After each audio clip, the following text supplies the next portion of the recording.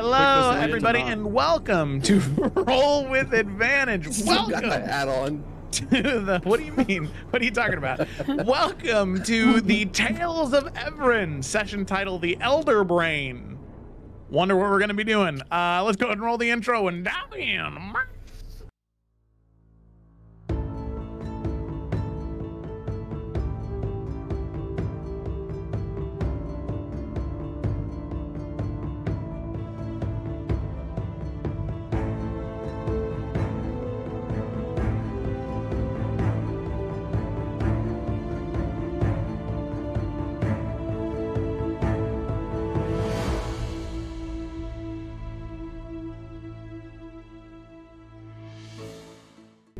All right, and we're back. Oh, just as a quick disclaimer, just because right up here at the top, Kayla will not be joining us tonight as it is Tech Week of her show. In combat, however, I'll be running Yrsa, so that'll be fun. Take it away, John. I tip my hat to you. Thank you. Welcome back to the Tales of Evrand. Let's get right into this game because we've been waiting long enough. But before we do, summary, of course, this week is Rachel on summary. Please, Rachel. So, I too forgot that I'm on summary. Next time I promise to be better. Probably won't. But, here we go. Last week was our 50th session. Thrust fists into the air in a circular rotation. Go absolutely wild. Go apeshit. But don't celebrate yet, because we are going against mind flayers who will 100% eat our brains and kill us. Why are they so cute, though? Basil would definitely have one as a pet. Same with Rachel. It reminds me of that Lil Dicky song, Pillow Talk, where the brain talks about the woman saying, "This bitch don't know about Pangea." I'm too big-brained for these bitches. Get wrecked. We won the battle from the cute brain creatures. We're now in the underneath city. It's honestly a cute place. It's dark academia, gothic. Goodness, it's a vibe. Rian was an air elevator. Enid is talking to us in our heads like a pack of wolves. Aw, she's so cute. The bad guys who are around us are kind of sexy, so I feel like I can have a fair fight because it'll distract me from their pretty faces. We made a mind flayer called Zelix. He's so cute and helpful, our new friend. He tells us everything is started by the artifact in the temple. The Elder Brain has a servant dragon, also corrupt. The Elder Brain holds all knowledge of these people. They are able to rebuild their civilization. Actually, we don't trust Zelix, and he doesn't trust us. But we're going to use him for all he knows, and then we'll rip his brain out through his anus and feed it to the other mind flayers. He'll literally be a shit for brains. Rian and Yrsa go on their own little adventure to visit the temple to scope it out. The brain is nasty, a huge, fucking huge brain. Alexa plays Super Freaky Girl by Nicki Minaj. But there's no time. Hand to the group of 4+ Zelix. We're running, we're jumping. Basil with her blind ass is falling all over the place. Good thing she's a college graduate because bitch is 10 degrees higher than them. We don't worry. We use the port glass to go from one dangerous situation to another dangerous situation. Don't think about the mind flayers when you gave a dragon and a giant fucking brain. When you have a dragon and a giant fucking brain to fight. But that's where we're leaving off. Bye. I loved just that was listening to your train of thought from the last session. So I mean, what I gathered is anything I throw at you guys is gonna be cute. So I think so. Let's just jump right into this. Let's just jump right into this super wholesome, super funny, super cute combat encounter that we have ahead of us. Super cute. Yeah, I guess I should stand up. That's a thing that should probably happen. No, you can sit down. It's super cute. No, you should probably stay sitting for the tomfoolery we're gonna throw at you. If you stand up, I leave. Oh, I'm already up. Well, you didn't tell me beforehand that I couldn't do that. You can't kill me if I'm not here. You said so. I did say that, didn't I? Too bad. So, jumping into the game. as you all port glass away from a massive horde of corpse walker, mind flayers, and drow, you teleport into the sanctuary temple of the Elder Brain, seeing before you the massive brain floating in this viscous purpley liquid, this gargantuan dragon made of flesh and tendrils. You can see that its form almost melts into the floor from how droopy and drapey the flesh is on its skin. You can see these tendrils that come out from the back that looks like some sort of large leech attached to its back that then feeds into its face. And then sitting in the center of the room, surrounded by this weirdly arcane purple-ish ball, is a giant eye. You watch the eye turn towards all of you, and you hear from the Elder Brain, "Intruders!" And that is where we're going to start.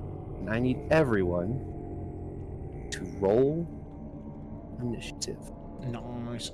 John, You can't kill me in combat if I don't roll initiative. really quickly, on Yrsa's character sheet on D&D Beyond, I just noticed this. Yeah.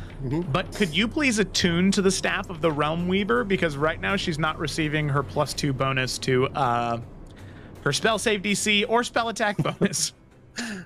Yeah, I can do that. I didn't I know don't know she how wasn't. long it's been that way, but I'm gonna assume a while. Man, I really need to start looking at y'all's sheets. Oh, no encounter has been started, so the initiative didn't auto. That's, yeah, I should do that. Oh, nice. I'll wait to roll Let's Rian's see. initiative. Inventory. Oh, never mind. Equipment. No, attunement. There we go. She's overcarrying weight. Damn. That's because Must be the that's 60,000 gold. all the fat stats. I will also put this here. Brain. Ooh, hate that. I like the moving one better. Too juicy. Yeah, look at that. We won't forget we gotta kill that thing. I mean, will the brain move? No. Okay. Say that straight up. This thing doesn't move. If it I does like- move, you can bring the token. I just want to see it pulsate. What if we burn the house down? We've done What that if? before. Burn the city down. I will say Enid will love that. Not bad, yeah. She's second guessing she's like, yeah, I should totally, sorry, I'm moving my chair around. I should totally stick around with these people. It's safer to do that, right? Wrong. Shit like this keeps happening. Wrong. Alright, let's see. Better get used to it. So what'd you roll, Rian? You rolled that. Okay, cool. Yep, mine's in there. Yrsa's was a 16. I thought we were doing the thing I said earlier. Oh yeah, that's fine. Well, I just wanted to roll it just in case to see if they were. Yeah, sure.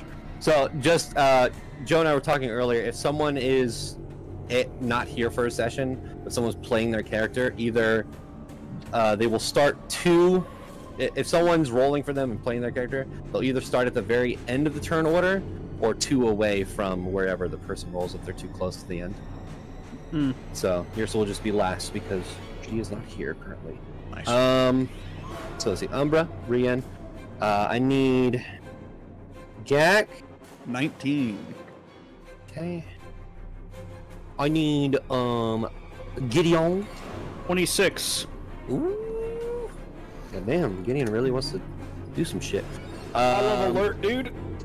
I bet Basil. 15. Yes. Mine was a nat 20, so I don't know if yours is like Joe's, where it's technically a 34. Yes. Okay, just has. Okay, let me see. We got Umbra, Gideon, Rian, Eyeball, Gak, Zelix, Elder Brain, Basil, the Dragon, Yrsa. Am I missing anybody? No. Cool. Awesome. So, at the start of the turn, I will say you do see these tendrils that are coming from the Elder Brain that are lashing on and attached to the eyeball itself. Those are these purple lines on the map you see. Umbra. Wait. Yes. The Mind Flayer. Zelix is on there. Is he? Oh, Yep, my he's bad. on I there, didn't see him. My bad. Oh, good. Umbra, you're up. Yeah. So I'm gonna do what she does. Oh my gosh, wait, everything is so far away.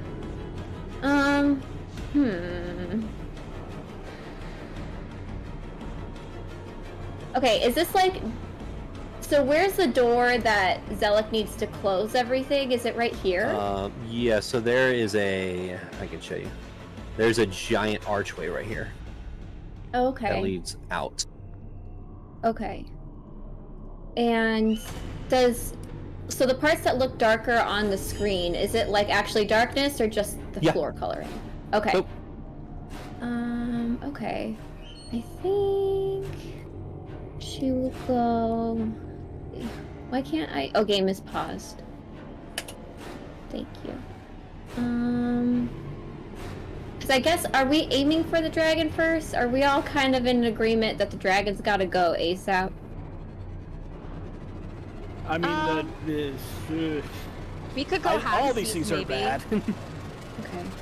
Well, we don't know what the eye can do yet, or the brain. Okay. I would definitely say the dragon is probably what we're looking at the most right now. You know what? I'm gonna do something completely different. Okay, she's gonna go over here. Nice. And she's going to actually throw her... And I don't have sneak attack, because why would she? She's going to actually throw her daggers at the cords attaching the brain and the eyeball. So starting with this one and then this one, and seeing if she can cut them. I'll aim the first one and see how effective it is on that first cord, and if it gets through that one, then she'll move on to the second one. Which one are you throwing at? First one I'm throwing at this one. This one? Okay. Yeah. That does hit. So as you throw, you see, and it, the image doesn't make it look very cool, but they are very, like, these thick tendril stalks, almost like the hands that are, like, moving here, but a little bit thinner. So as you throw the dagger, it plants right into to this tendril, and you see this black inky substance start to spray from it. Roll damage. Okay. Just ignore the sneak attack damage like normal. Should just be 8 damage. 8 damage. Okay. So it still seems all put together, still? Yes. Okay, then she'll just do the second one, a second attack on the same one, and trying to aim for the same spot so that she can cut through it. Okay. 24. That hits. Roll damage. Okay. 7 damage. Okay. So there was a total of... what was that? 8 plus 7... 15. Okay. And then she's gonna hide, bonus action hide, in the darkness. Awesome. Okay. Yeah.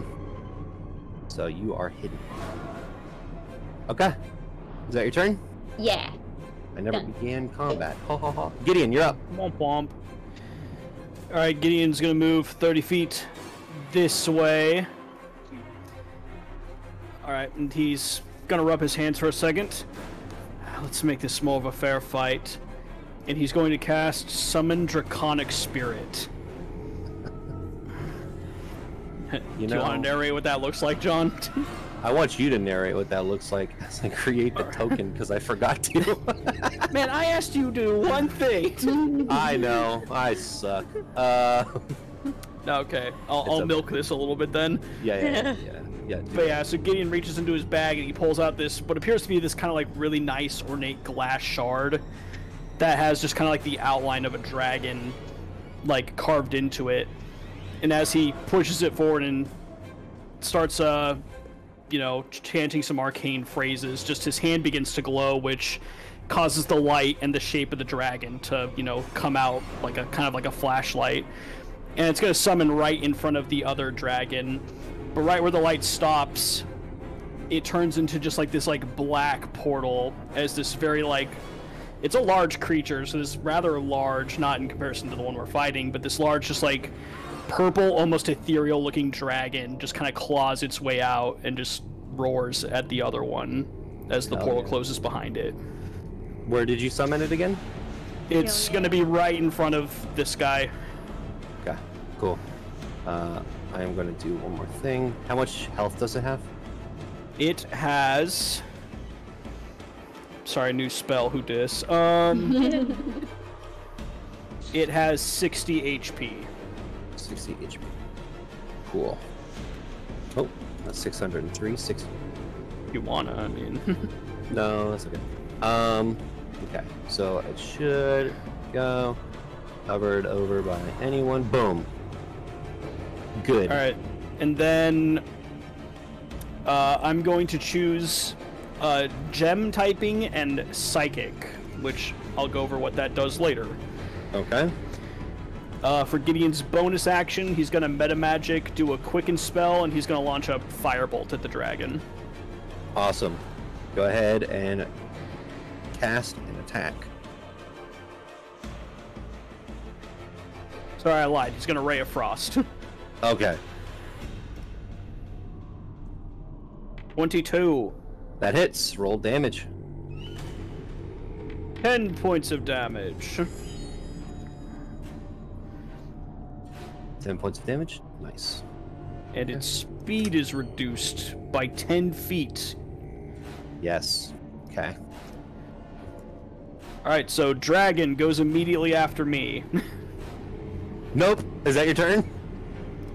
Yeah. Alright, Rian's turn. No, legitimately, the dragon goes after Oh, me. your dragon. I thought you were talking Mine. about my dragon. No, I was like, can't change the spell now. No, sorry. I thought you were talking about my dragon.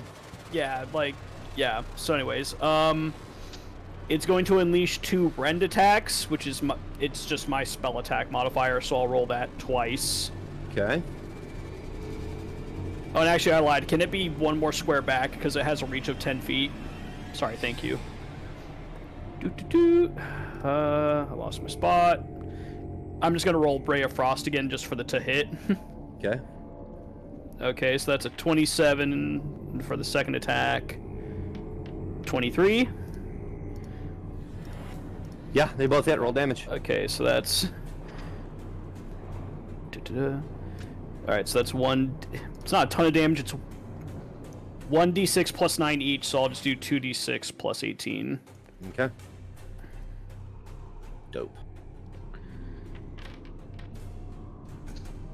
Alright, so 23 points of damage. Awesome. And then last thing... There's more? Yeah, this thing does a lot, dude. But wait, there's more! There's more. It's going to use its breath weapon on the other dragon. It can do attacks and breath weapon in the same thing? Multi-attack. The dragon makes a number of rend attacks equal to half the spell's level, rounded down, and it uses breath weapon. What the fuck? Yeah, this thing hurts. Alright, well. So it must make a dexterity saving throw against my spell DC. Okay.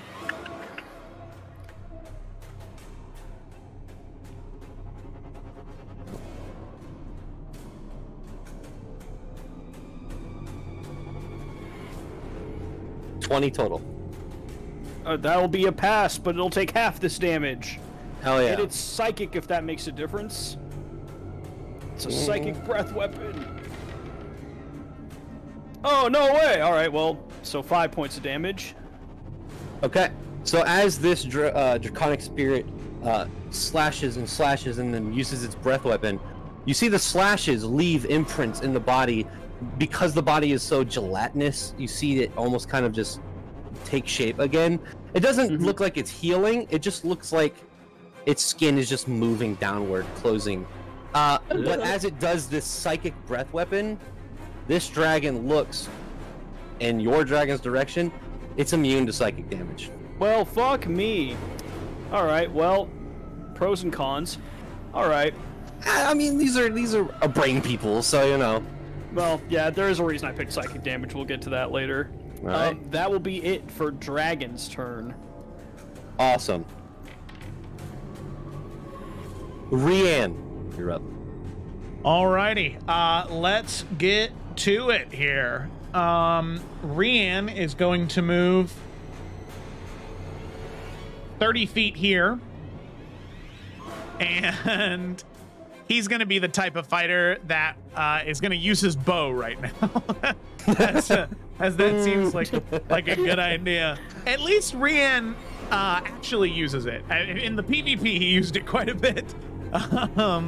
So let's go ahead and go 2 strikes on... We'll actually go the furthest... Well, we'll go the furthest away one over here. Okay, I'm gonna do a thing. Okay. Furthest away one. No, go ahead. You're fine. I'm just gonna make it easier for everybody. Yeah. Okay. So attack 1. That's gonna be a dirty 20.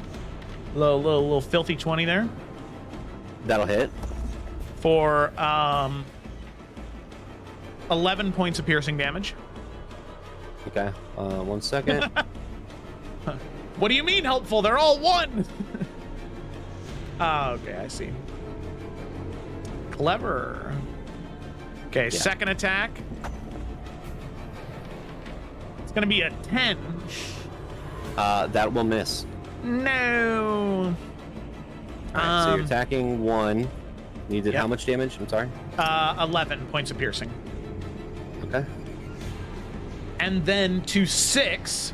So bow's still in hand. He's going to, in the other hand, pull out the dagger with the chain, and he's going to just toss it, and then pull it back with 1 strike as a bonus action. Okay. That's another 10. So that 12. No, that 10. hits. Sorry, 10. Sorry, that was my bad. Okay. The saber is the one that has doesn't the hit. +2. Okay, so yeah. Well, that's trash. All right, cool. That's it. Awesome. It is the eye artifact's turn. You watch the eye slowly rotate in place.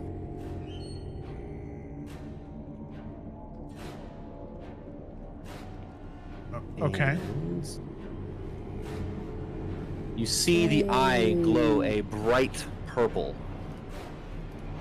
Rian, Umbra, Basil, Gak, and Yrsa, you Yrsa's immediately... Not in it. Okay.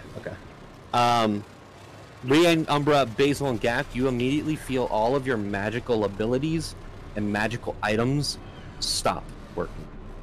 Shit. Oh no. As it I'm is an useless. anti-magic cone. Got a blink. Okay, Gak, you're up. Fun. I'm going to. Will it not let me? Oh, I have the ruler still. I'm going to run. Over here. Okay. Is there still no magic? You are out of the cone. You, as soon as you walk right there, you feel the book and your mind and everything about your arcane presence return back to you. Oh, good. Okay, come over here. And Gak is going to cast Blink. Okay. Yeah. And you know, bonus action. Is he close enough? No. Bonus action, he's not going to do anything. Oh wait, is that not the right one? Eh, fuck it. You're all blinking. Yeah, it's fine. Nice. So, yeah, blink is where at the end of each turn I roll a d20, and if I roll 11 or higher, I vanish from this plane of existence. Cool. Nice. So I end my turn. Let's see it. Okay. Nope. I'm still here. Good. It is Alright. Zelix's turn. Zelix is going to say to, well, actually, I guess all of you, because you're within range of his telepathy. He is going to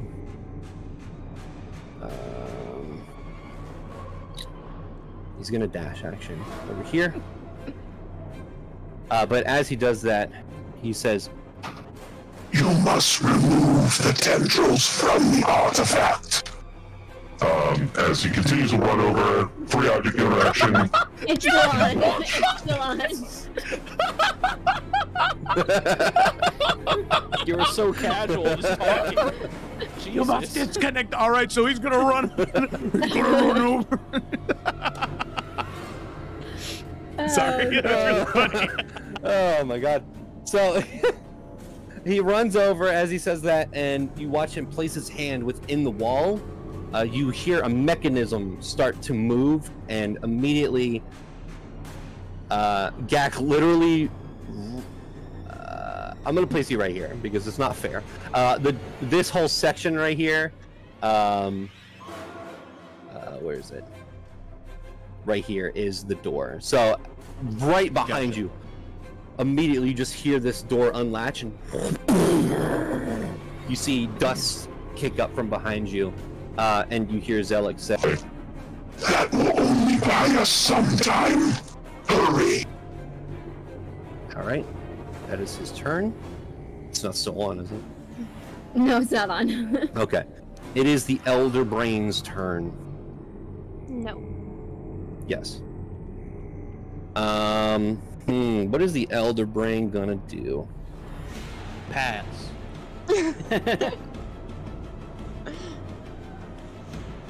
It doesn't think we're a threat. It'll pass.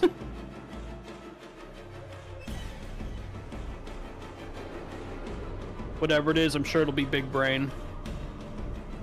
Okay, so Thank you, Umbra, Felicity. Rianne, and the Draconic Spirit.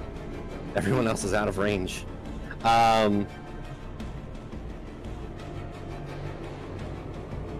me look up something again. Who's it hitting? Rianne, Umbra, and the Draconic Spirit. Oh, I hope. Okay. You hear. I was hidden. Is it aiming at me, or is it an area effect? You can see that it is not, well... Yeah, it is not an area effect, but it doesn't seem like it needs to see you. It also doesn't have any eyes. You're right. God damn it. You hear... "You will join us. And I need Rianne, Umbra, Draconic Spirit to make intelligence saving throws. Okay. I'm not gonna lie to you. That's not amazing for me. Yeah. Okay. 20. Unnatural. Oh my god! That's a 21! Oh. I got a 3. Okay, so the Draconic Spirit is the only one who failed. That's not good. I mean, it's really good that you guys succeeded. So... Is this a save or suck? Hold on. Listen, I have one more diamond. So only It one of is us a can saver. die. It is a save or suck. That is insane. So you feel this Elder Brain try to get into your mind. You almost feel this hemorrhaging in your brain, this migraine start to present itself, but you close off your mind and stop your thoughts. However, the Draconic Spirit does not, and it takes 32 points of psychic damage. Wrong. Is Remember it how I said immune? picking psychic was a good thing? It's resistant, baby. Okay, so 32 halved. Good choice. 32 halved is math. I don't know. 16. Let's go with 16. Oh, and the dragon is stunned. Sorry. Yeah. All right. Well.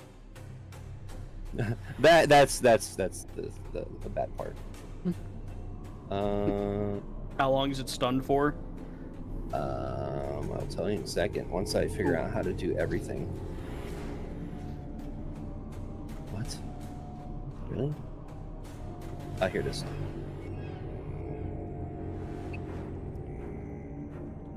Go. It is stunned for 1 minute, or it can repeat the saving throw at the end of each of its turns. Got it. Basil, you're up.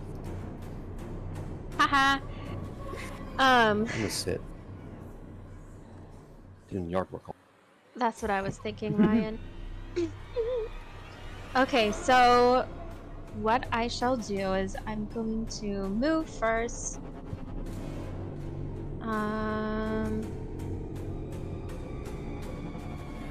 I don't know where the best spot to move is.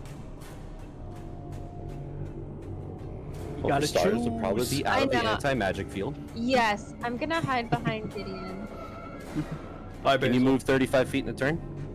I thought it It's was just 30. It looks 30.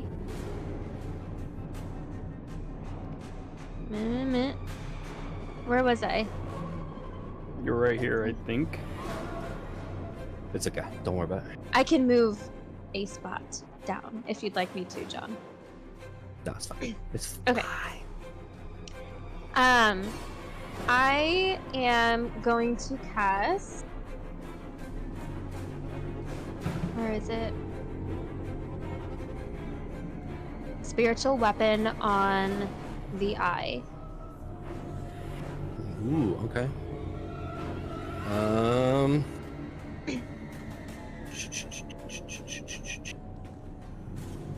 second. Go.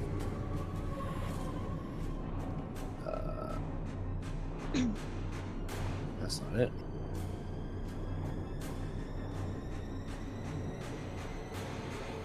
Are you gonna attack? Yes. Okay. Let's go. I got some cool new spiritual weapons. Let's go with this one. Little scythe. Ooh, nice. She's still gonna have her ravens though, so they'll just be like flying around it and like. We'll do something like this. That's so cool. That's so cool. Okay. So you're placing it where again? I'm sorry. On the eye. On the eye. It's supposed to be like hurting the eye. Okay. We'll just say it's right there. So there. wherever you see fit, yes. Okay. Whenever I can roll. Yeah, go ahead.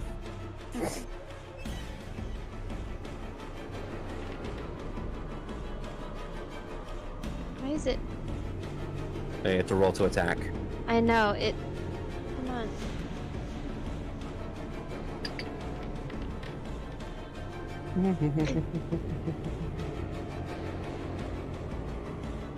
Go. Did I get it? Did I get it? Yeah. 24 to hit. It does hit, and we'll take the force damage. However, as the spiritual weapon, these crows kind of dive bomb into this bubble, they immediately just bounce off, and you see no damage takes effect at all. But you said it does take damage, though, right? These tendrils do. The eye itself is surrounded by a bubble. Okay. Gotcha. I will take that. Get fucked. Alright. Let's see, his turn is it. The Elder Brain Dragon, known as Savat Thun. Clever. Yes. So it has reduced movement by 10 feet, you said? Yep. Okay. You know, I don't know if that's gonna really matter, but we'll see. The dragon is, you see it does not pick itself up and start flying. It just starts crawling across the ground, leaving this slimy residue behind it. It walks past your dragon. His dragon is stunned. And actually, let me see something. Never mind.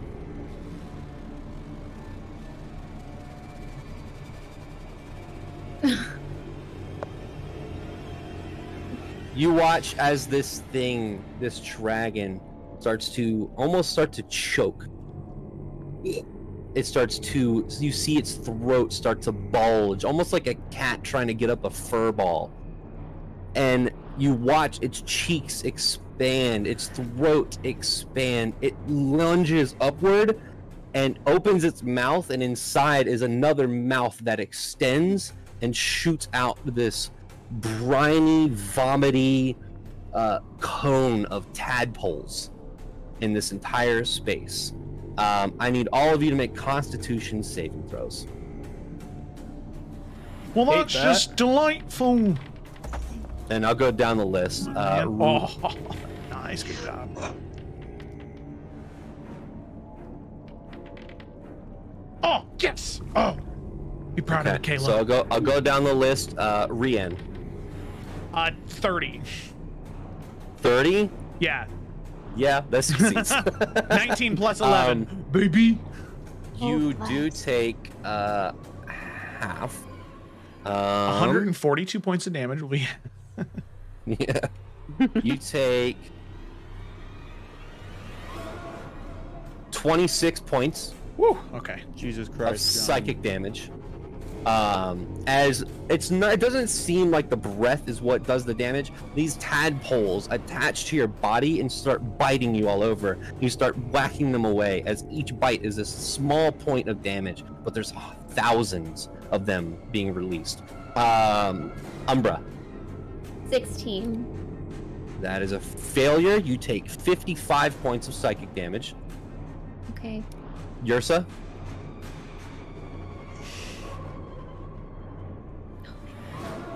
Yursa, sorry, I was distracted.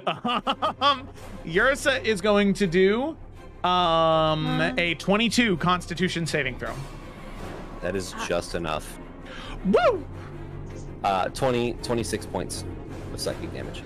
26 points of psychic damage. Umbra. Actually, I'll say this in a second. Gideon. 24. I think, yeah, 24. Success. 26 points of damage. Oh, but guess what? Gideon shares his resistance with his dragon. So 13, okay. Right? Yeah. Basil. A 21. Unfortunately, that is not enough. 55 points of psychic damage. Makikatsu. Yak. 18. Success. 55 points of psychic damage. Umbra, Basil, and Yak also, as these tadpoles attach to your body. Like I said, it's real gross. One of them goes inside of your ear, Umbra, and disappears. One of them, Yak, as you are trying to get one away, goes down your mouth and disappears. And Basil, as you try to get one out, one of them actually latches onto that eye and then just disappears into your head. That's weird. All right, it's Yursa's turn.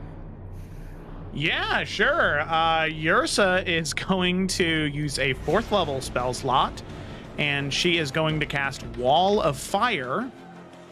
I cannot actually edit her character sheet. I'll have to do it on D&D Beyond. Or on here. She's going to cast Wall of Fire. Okay.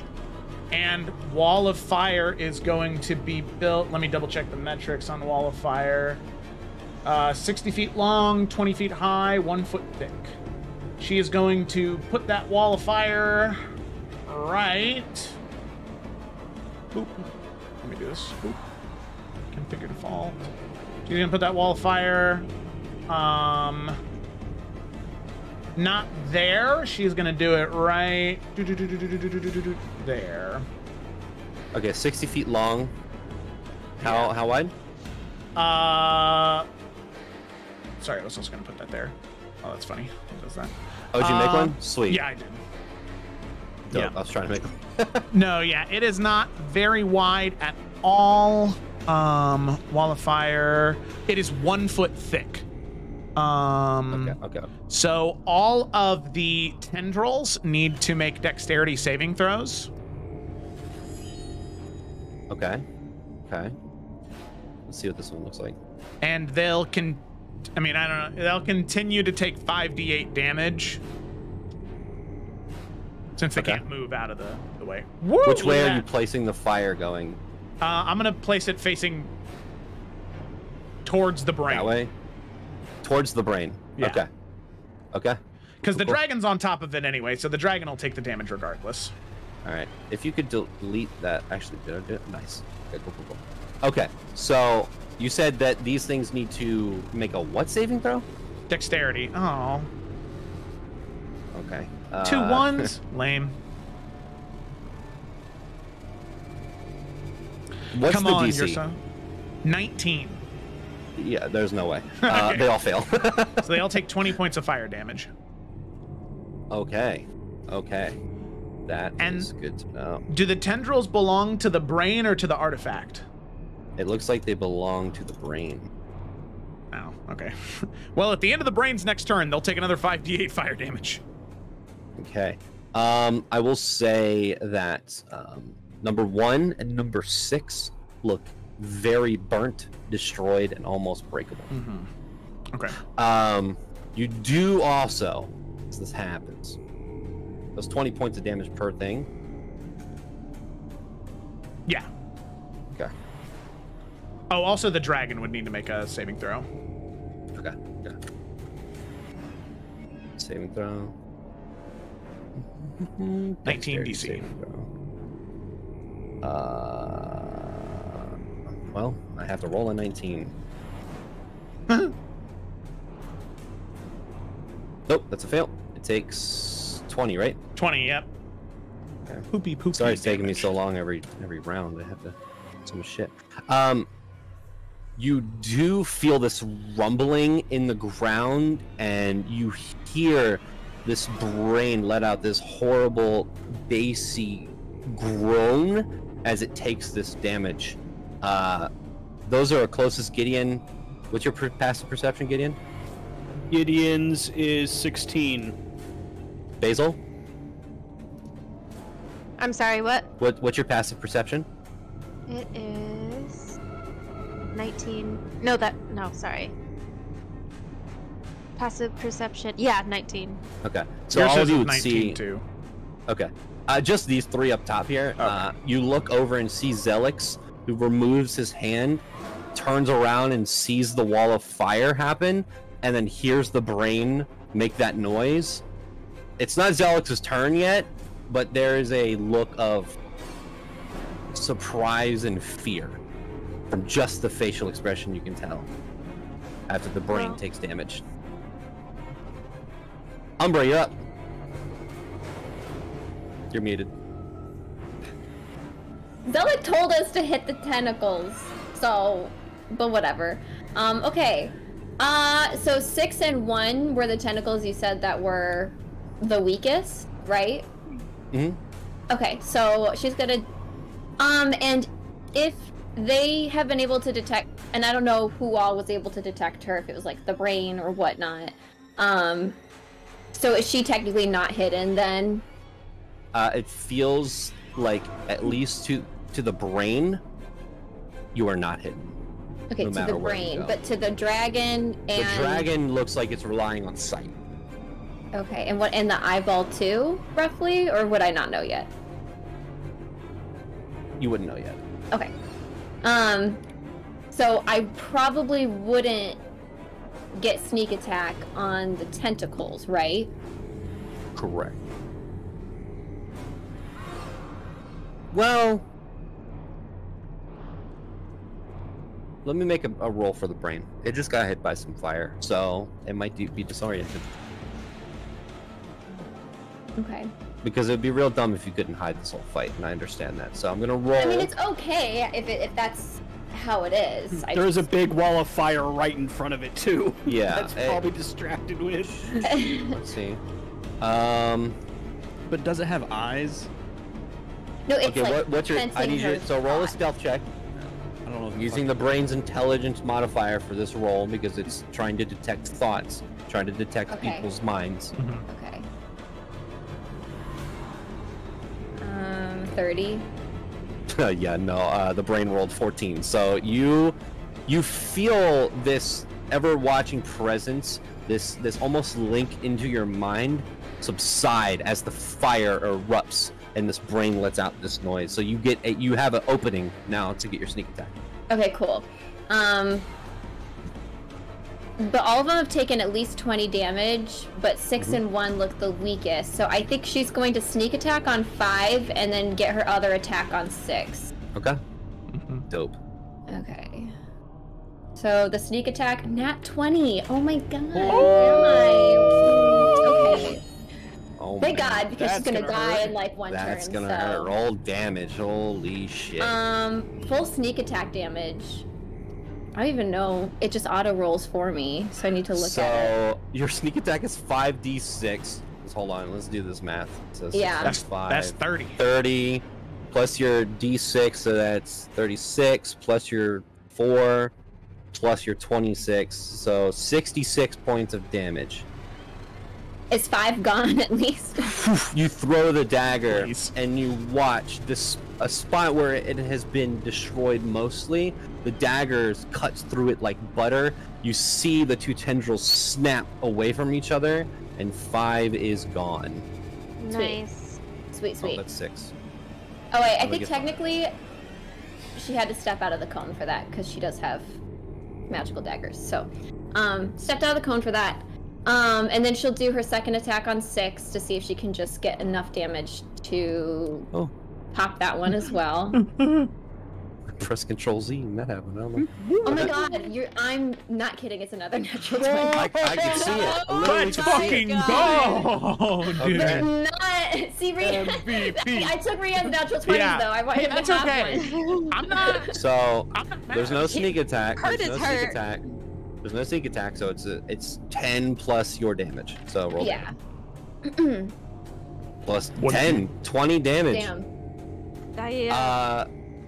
Yeah, Umbra, you throw the first one and you see the snap, and then you kind of jump up in the air and with momentum throw the second one down, and you see right where the fire is blazing, right where the tendril is, where it's starting to weaken and burn away. The dagger slams down almost like a sword cutting it, and this one also snaps and breaks. Nice. Oh, get your ass up here. But if we're in a clump and she hides, she's screwed. I You don't know hear, what to do. you do hear the brain let out another groan. Yeah. Because I was gonna cast Healing Word on the 3 of us. Well, Healing Word is in 60 feet. But it's going through the no magic thing. John, would that work? No, you can't cast spells, put it in no magic. Yeah. That's okay. I can heal Enid. Okay.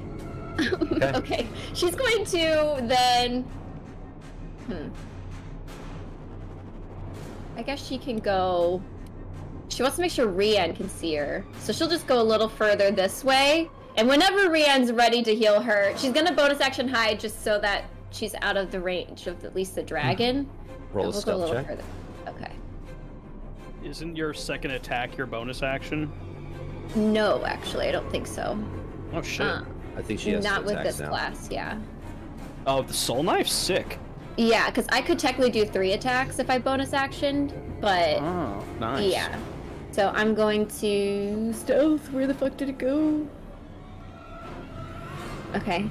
26. Okay. And I'm. Rian, did you want me any closer, or does it matter? I will say that there's a pillar right here. If you could hide Oh. behind that pillar, that would be fantastic. Yep, she'll hide behind the pillar then, and then whenever Rian's ready, she'll be like, "Psst, "I'm right here." Okay, all right. Enid, I would tell you that the dragon, as you run over, you see one of its eyes follow you behind the pillar, and then obviously it loses sight of you. It at least saw you move to the pillar. Okay. It rolled a 37 for perception. Damn, okay. It's a dragon. Yeah. Okay. I mean, she gave it a good old try. So, well, actually, hold on. I might. No, I think it is on a failed. So I can actually use a thing for this, which might help me, since I've been fucking with the brain. I want to use psionic knack, bolstered knack. Where I can add a d8.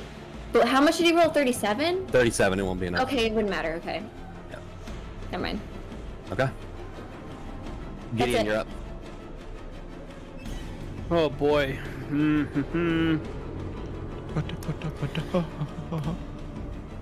Man, this has gotten complicated real quick, hasn't it? I think Gideon's just gonna try to move out a little bit more. Keep us separated from breath and cones and shit. And he's gonna throw a level 2 chromatic orb of thunder damage at the dragon. Okay, okay.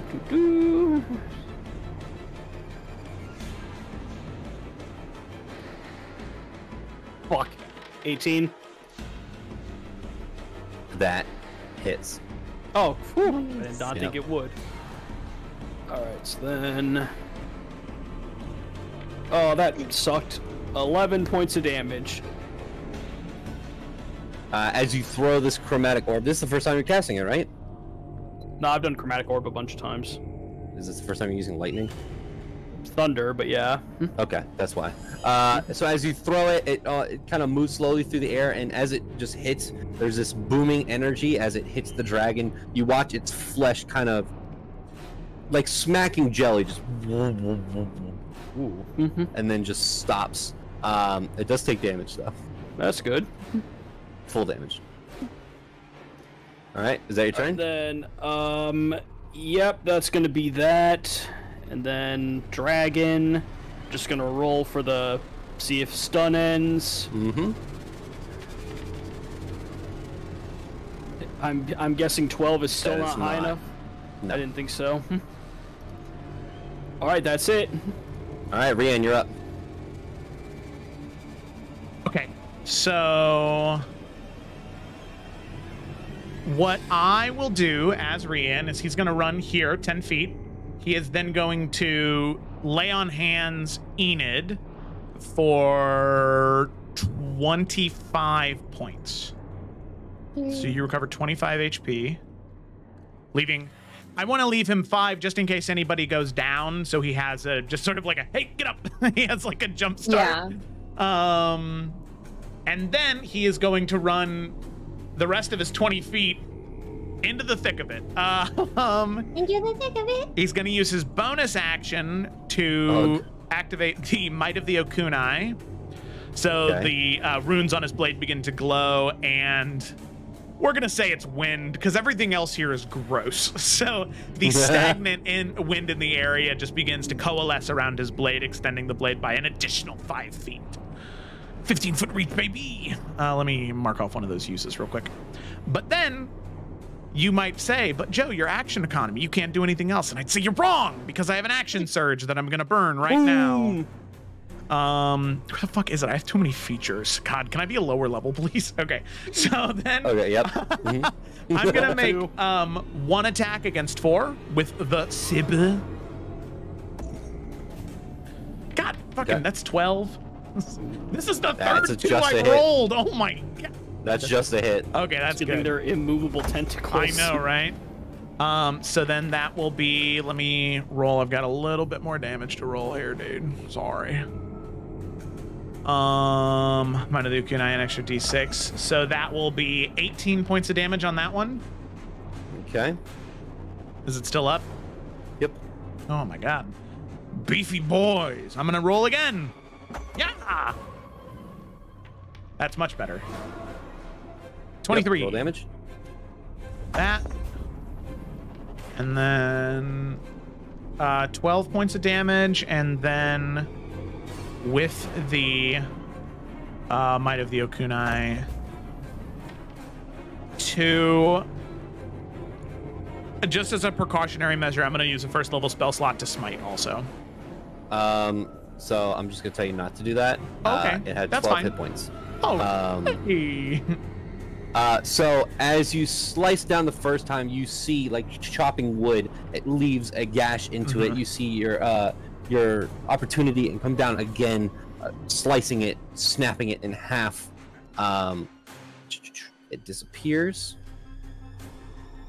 The brain once again makes that grunting noise. Okay. And then that's it. There's nothing else I can do. So, you know, sometimes as a DM, you forget about shit. That's true. And, you know, I forgot that the Elder Brain is a legendary creature. On the end of your turn, it is going to... Let's just do... Yeah, let's just do this one. Yursa hears in her mind. You are waiting for the inevitable. Let your mind free. And as a legendary action, Yursa immediately breaks concentration on the wall of fire. Oh, okay. There is no save, it is just an effect. What is the level of wall of fire? 4th level. So she takes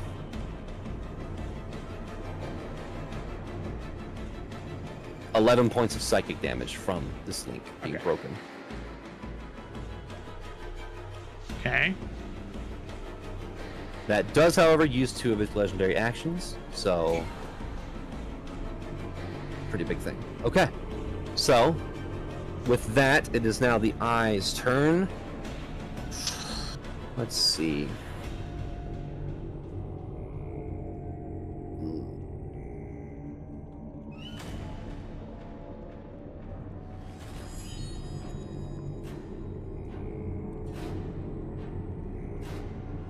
You watch the eye blink, and the purple iris dissipates, and what now appears is a bright green. Gideon, in the ground towards you, you see the ground start to break as a tendril starts to make its way towards you. As it lashes out at you, it's going to make an attack roll against you.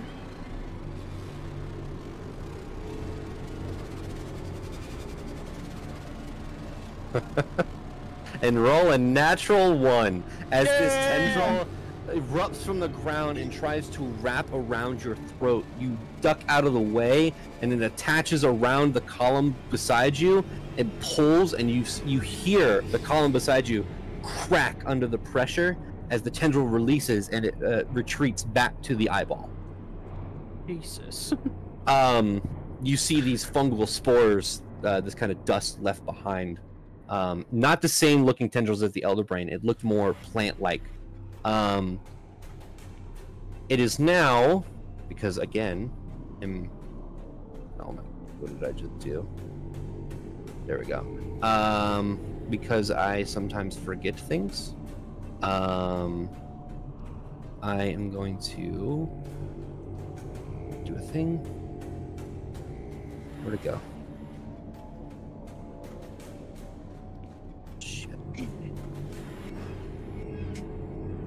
Oh no. Oh no. Oh, I broke everything. That's okay.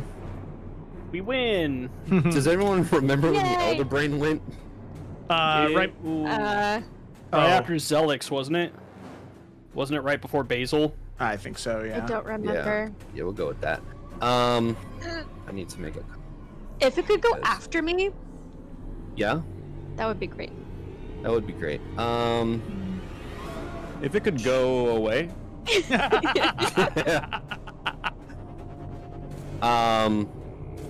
So I totally forgot about this.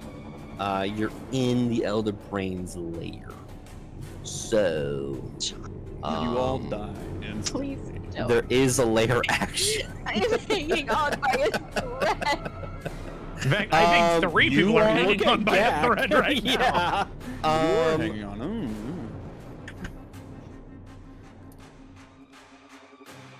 Okay, so Rian,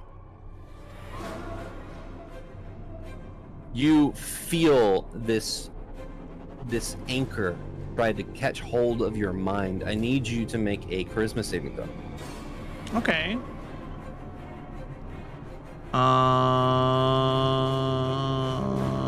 Paladins are good at those, right? Well, I started off as a fighter, so I don't have proficiency in those. But I do have +8, so we'll see what happens. Boom! At 26! You feel this entity creep into your mind and try to anchor you in place.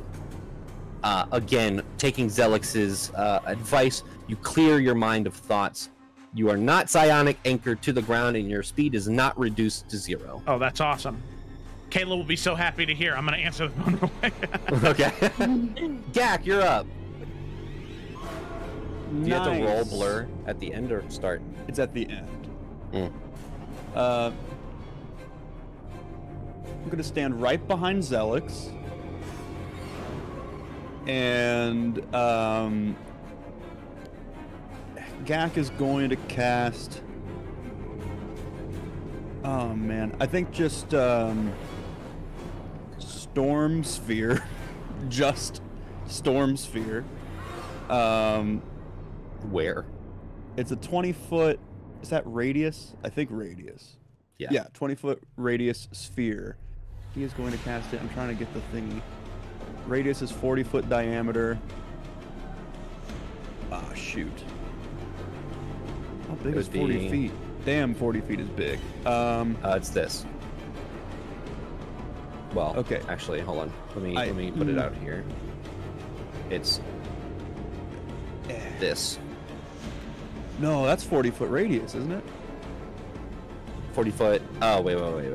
Yeah, it's a 40-foot diameter, 20-foot radius, which is good, luckily. Okay, this is this. Okay, damn. I don't want to get the Draconic Spirit in it. I might put it, I wish I could drag it, but I can't, and that's okay. If I had it, let's see. I'm gonna just mark a thing. It was like, Okay. this. Could it be like this, maybe? Right here? I want it to try. So what I'm trying to do is that it hits the eye a little bit. The eye and the dragon is what I'm aiming, and I'm trying to avoid Rianne and the Draconic Spirit. Ooh. I don't know if I can. I don't do know it. if that's gonna be. I don't know if that's gonna happen there, Gak. Yeah. I'll do it there then, because it still hits the 3 tendrils. Okay. I will say again, it hits the brain too. Oh no! Oh god. The eye again is in this sphere. Yeah. That looks like it's impenetrable. Yeah. Okay, so they need to make some rolls. Yeah, I have a hit DC, but that's if it. So, gosh, this spell confuses me. It remains. Each creature in the sphere, when it appears or that ends its turn there, must succeed a Strength saving throw or take 2d6 bludgeoning damage. Okay. And then the Strength save. It doesn't. Strength is 16. Okay. The dragon fails. Nice. The elder brain fails. Both fails. Nice, nice. Dick. For some reason on my spell, it gives me a hit DC, and I don't know why. Nah. It's an area of effect. Yeah, exactly. That's why I was confused. I was like, what is this doing? But yeah, okay, so 2d6 bludgeoning damage. It's also difficult terrain, which is good to know. So 7 points of damage. 7 points of damage, and I think that's if they fail. If they succeed, it does nothing. Until the spell ends, you can use your bonus action on each of your turns to cause a bolt of lightning to leap from the center towards one creature you choose. I think that's on your next turn. And so does that affect the 3 tendrils? Storm Sphere? Yes. Is strength saving throw? Yeah. They're immobile tendrils. So I'm just going to say they fail. Nice. So 7 points of damage each. Mm-hmm. Okay. And then creatures within 30 feet of the sphere have disadvantage on wisdom checks made to listen. So it's just loud. Okay. So 30 feet around the already 20-foot radius. Awesome. Has that. And yeah, the bonus action, it says until the spell ends, I can use a bonus action on each of my turns. So does that mean I can do it on this turn or no? It's after initial casting. Mark uses the spell, so I'm kind of familiar with it. Perfect. Okay, so that's it. And I don't think I'm going to do anything else for a bonus action. So let's roll and see if I disappear. Okay.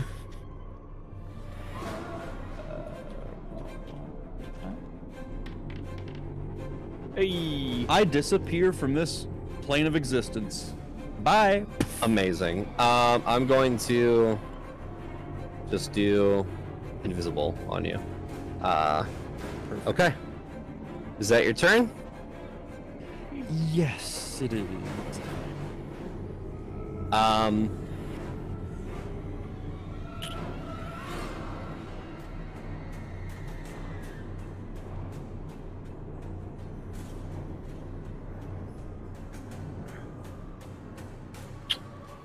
Yeah, okay. Zelix is going to run behind this pillar, and to you, Gideon, says, You are harming the Elder Brain. Tell them to stop. Please, tell them to stop.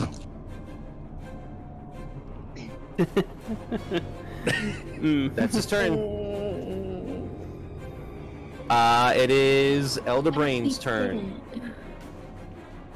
I mean, that's Maybe if he did something to help, then we wouldn't have to. He did shut out all the, like, the horde from running in after us. Yeah, that's fair. Oh my god. I didn't know it had this. Yes. No.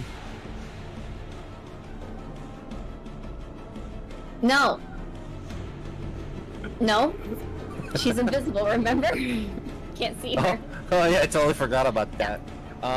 Brain shut off. Here, John, meta. Let me heal first. No. That's interesting. So it did not get back its Mind Blast last turn, which was that massive save and throw everyone needed to do. That's probably good. That's probably good. However, you know,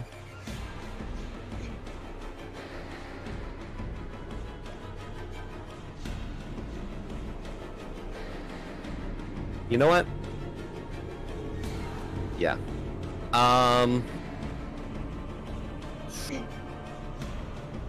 Rian, you see from the Elder Brain tendrils start to appear and slither their way from the brain pool itself, and once again there are 2 more new tendrils. That's its turn. Kidding Basil, me? you're up. I can't believe it. So I know Gak is invisible, but Basil knows that. No? No, he is on the ethereal plane. He is not here. He is gone. He pulled a Jesus and he left. We'll get to Gak's turn and see what he sees in the ethereal plane. He can see 60 feet from him, and that's it. Did you do that on purpose? Yeah, he's gone. He can't take damage now. Why am I the healer? You can heal yourself. He has a 50-50 You need to heal chance. yourself, girl. He has No, a I was 50-50 gonna- chance of disappearing to a different plane of existence, and if he doesn't, then he's stuck there. So you can heal him when he's back. Che cazzo sulla vita. Okay, so I'm going to use my flail to cast. I can't remember. Can I cast? Because it says first level. Can I cast it at a second level? And just add. Yeah, to... just use it. Uses more charges. That's fine. Okay, I will cast Cure Wounds at second level. Oh shit! I totally forgot about this. Well, I'll get to it into your turn. Okay, so I cast. Good thing that you got 17. And then I'm going to continue with my spiritual weapon. I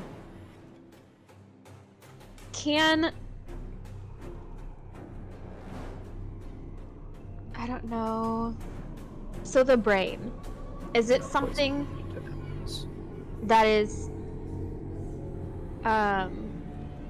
Nick, it's fine. You don't have to spare my feelings. Did we say that the brain is encased, so like it can't be penetrated? The artifact, the eyeball, can't be. Just the eyeball.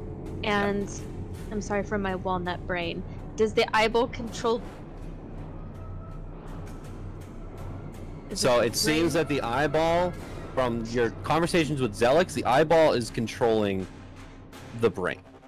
The whole reason you're here is to destroy this eyeball so it loses control of everything and everything kind of stops. But it seems that the elder brain is keeping the eyeball from being damaged with these tendrils.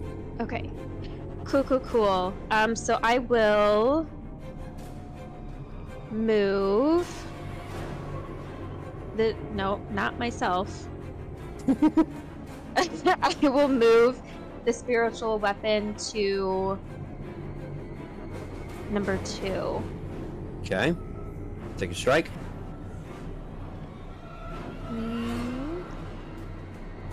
Yursa was the one who also failed the tadpole breath, right?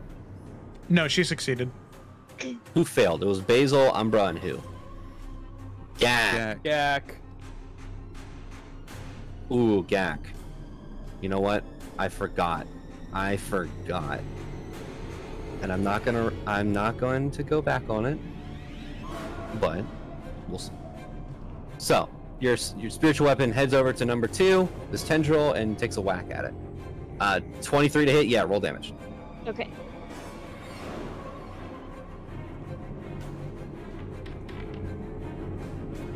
$13. Woo! Still up. But just barely. Is that your turn? Mm-hmm. Okay. It is Savatun's turn. Let me read something.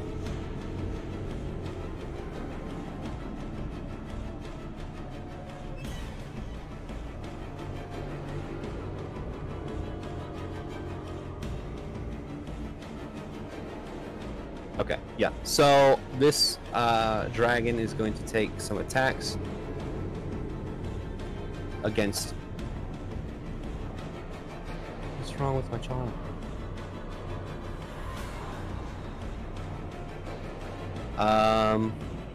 Hold on.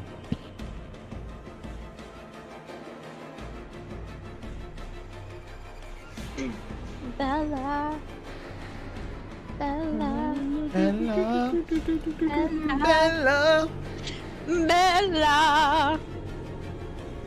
Oh, Bella ciao. Bella ciao. There we go. I'm excited for this leech thing to kill Gak on the ethereal plane. It's going to be awesome. Do you think the leech goes with him to the ethereal plane? Because isn't it just Gak that's teleported to the ethereal plane? That's a good point, Jeff. And wouldn't the leech just fall on the floor? I need to go really quick. Okay. Okay. Just 2-3 minutes. Let me go check on this child. Okay. All right. Break. Thanks for watching so far. Break. Be right back. We'll be back.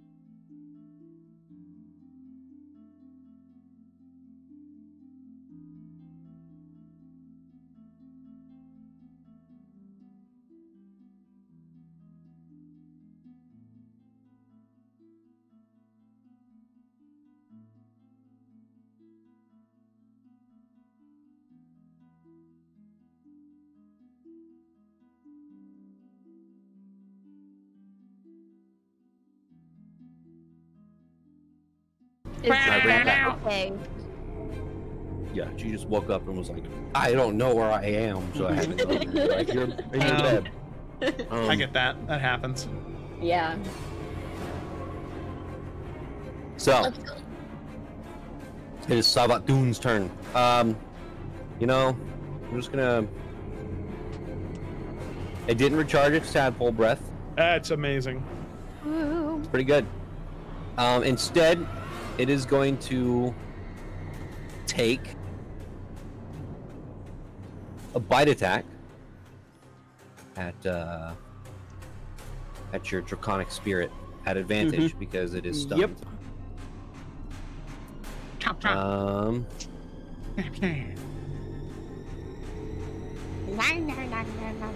Mhm.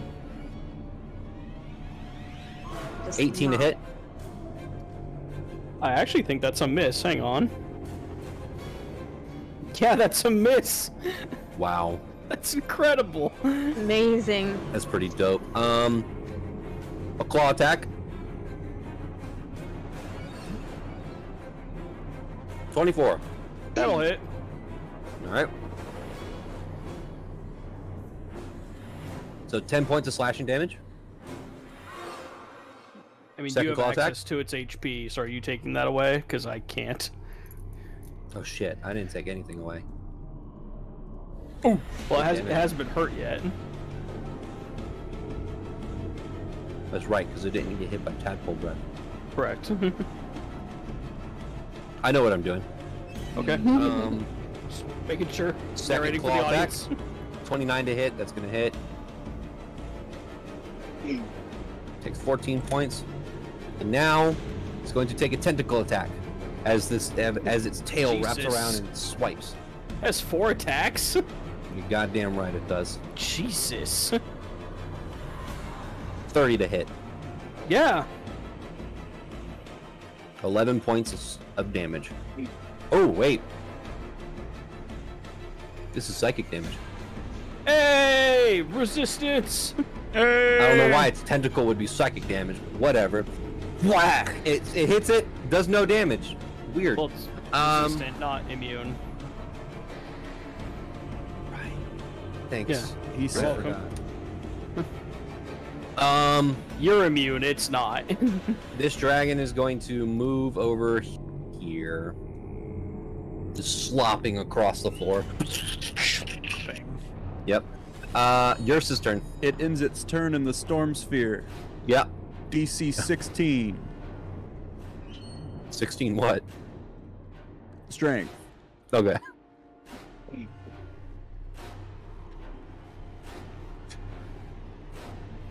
$14. Nice. I'm rolling the damage. Roll 8. it. Hell yeah. It does 8. Yours' turn. Does the storm sphere also damage the tentacles? Yeah, It does, but only at the end of their turn. So that would have been at So- the end of the brain's turn. Was that after? I'll just put it on the turn order. I didn't know I could do that. The token's hidden. I didn't know I Oh, could it was. unhide it in the turn order. It was. So my they fault. auto fail. That is Or good to s- know. So I will am roll sorry about damage that. for them. So 1, 2, and 3. And I just rolled damage for them, and it was 10. Okay. God, I gotta zoom in here. There's so much shit going on. 2 snaps and breaks away. 1 looks like it is quite literally, if someone were to just move it with their foot, it would snap. Also, is the Elder Brain itself technically in the storm sphere? Yes. Oops. Strength saving throw. Yeah. 13. Nope. Nice. It fails, so it also does that 10. And then we didn't Okay. give it damage from the first time, but that's okay. We can only go back so much. Yeah. You know, I forgot a specific thing that would have made your character unconscious, so. Yeah, exactly. So we're I good. forgot it again. Holy shit. Basil, God damn it. That thing that creeped into your eyeball. Yeah, I totally forgot about this. You are considered... Sorry guys, there's a lot of shit going on. Yeah, I would argue to say too much. Me too, dude. Honestly, me too. While you are considered infested, you take... At the start of your turn, should have been the start of your turn...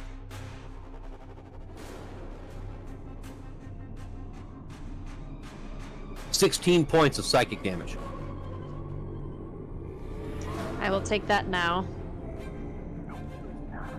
Now it's Yursa's turn. Okay, Yursa is gonna cast Wall of Fire again. You motherfucker. It works.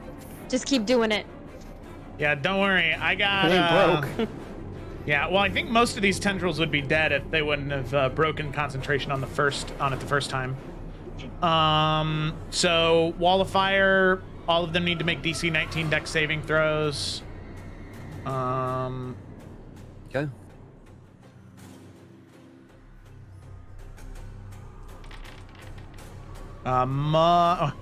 Better damage by 2. Okay. Dexterity saving throws? Yeah. Didn't I say they auto fail? Yeah. Okay, so they auto fail. Okay. See, 1 burns, snaps. 3 burns, snaps. 4 is a brand new tendril.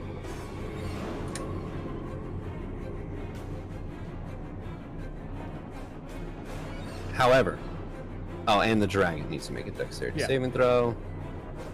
Ba-ba-bam.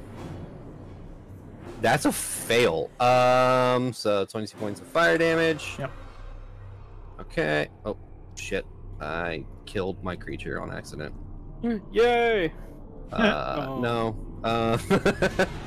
Sorry, gang. Okay. Now, this is where it starts to get interesting.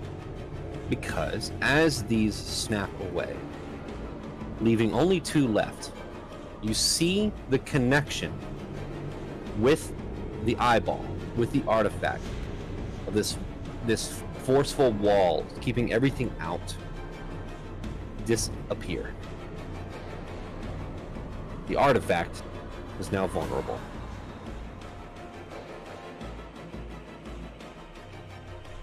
Okay, is that yours, sir?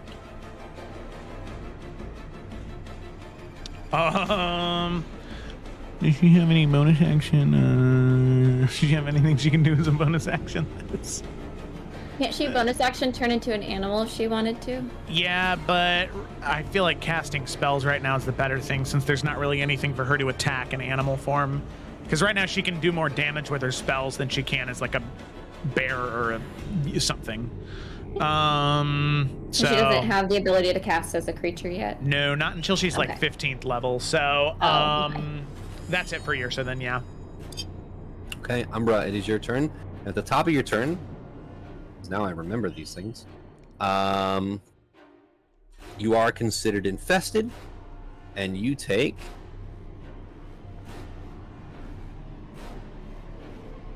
13 points of psychic damage. Okay. I assume this is nothing that I can save from or pull out of my ear or anything of the sort. In this current moment, no. Okay. All right. Well, she knows the dragon saw her at the very least. She knows the brain can hear her, might be distracted and disoriented again. Is there any possibility that she would be aware if she has a sneak attack opportunity on the artifact?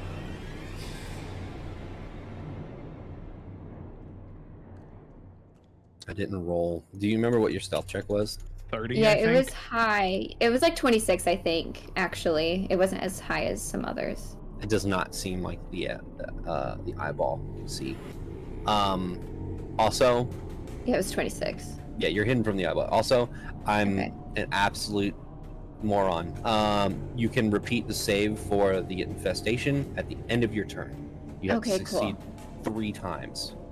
3 times. Oh. So Basil and Enid both get a chance to save. Correct. There's also another stipulation inside of there that if it happens, I will let you know. But honestly, I've been forgetting a lot of stuff, so maybe I'll forget about it. Okay. Well, she will pop out to sneak attack on the artifact. Okay. Since it hasn't been attacked yet. So we'll start there and then see what I decide to do. Okay. Sorry, I'm gonna go back to my actions. Well shit, that's bad. Does an 11 hit? Does not. Oh my god. Well, I guess... What? You're attacking the artifact, right? Mm-hmm. Well, I mean, if she's hidden, she gets advantage, right? That is true. Yes. Oh. Ooh. See, I told you I'd forget something. I forget it. Oh my god, I only rolled 1 higher. The nat 20s were all... Unfortunately, a miss. Yeah. Well, Oh, it's worth a shot. yeah. You were coming from behind cover.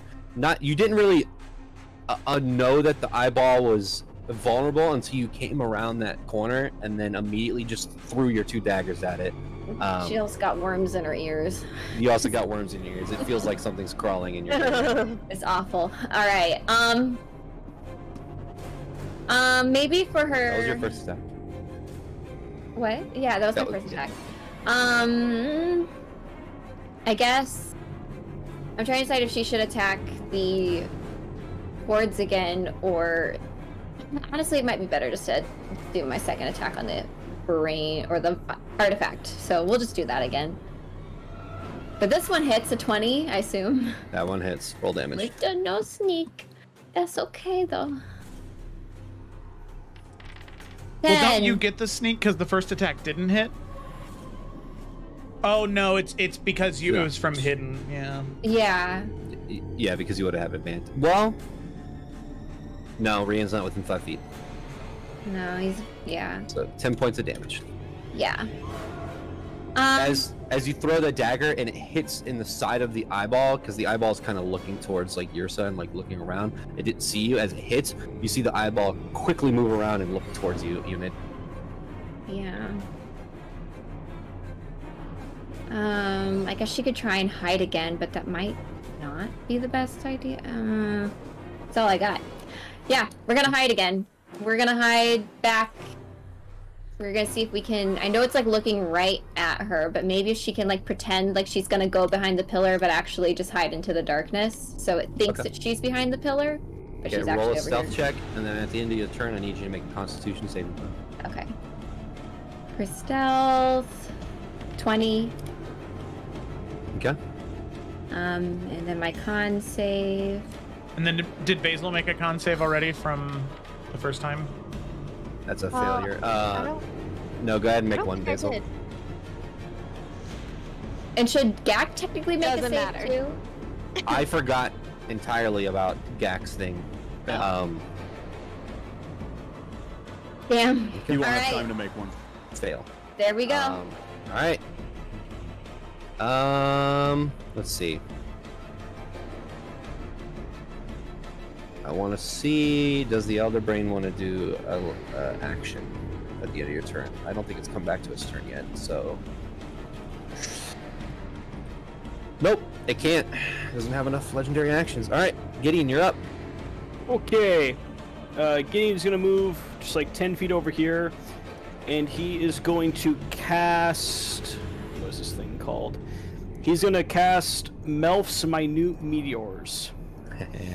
Love that spell. Which is concentration, so Draconic Spirit is just gonna vanish, but it's been pretty useless ever since turn 1, so, you know, unfortunate. Unfortunate. But yeah, so Gideon just summons these 6 meteors, and as a bonus action, because it says, when you cast the spell, and as a bonus action on each of your turns thereafter, so he is going to throw 2 meteors, because he can throw up to 2, and he's going to throw it right onto this corner, because it affects all creatures within 5 feet, so he'll hit the artifact and the 2 tendrils that are still alive. Okay. Twice. Dope. Make an attack. I'm pretty sure that's they're saving throws. Okay. Yeah, so Where is it? Yeah, dexterity saving throws.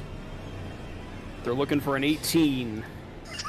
The artifact got a dirty 20. Fucking hate that. The tendrils don't have saving throws on dex, so they just get hit. Okay, so 2d6 and 2d6 for the second meteor. So 5 and 7. I guess artifact needs to make 2 dexterity saving throws actually, because there's 2 meteors. Okay, I'll make another one. Yeah, so it takes 2 damage from the first one. Oh, is it on a natural 1 on that one? Hey, there we go. So it takes damage no matter what. Well, yeah, Okay. it's halved if it passes. So it took and 2 then on the first 7. one, 7 on the second one, and then Awesome. both tentacles take 12 damage What each. the hell?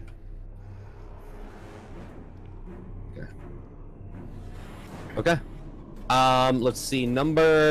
Actually, 4 and 6 both look very bad. Rand, get him, Rand. Get one of them at least.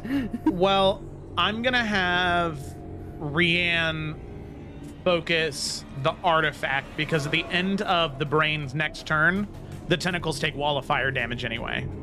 So they'll probably be destroyed anyway. Because right now I want to, for one, move 5 feet closer, so I'm 5 feet, so that way Enid gets sneak attack regardless. Yeah. And then I will, even though...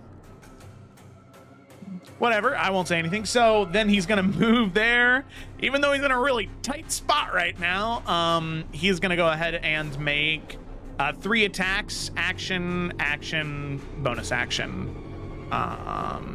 Come on, Saber. Now is the time to do your thing, please and thank you. Okay, that is gonna be a 23 on the first one.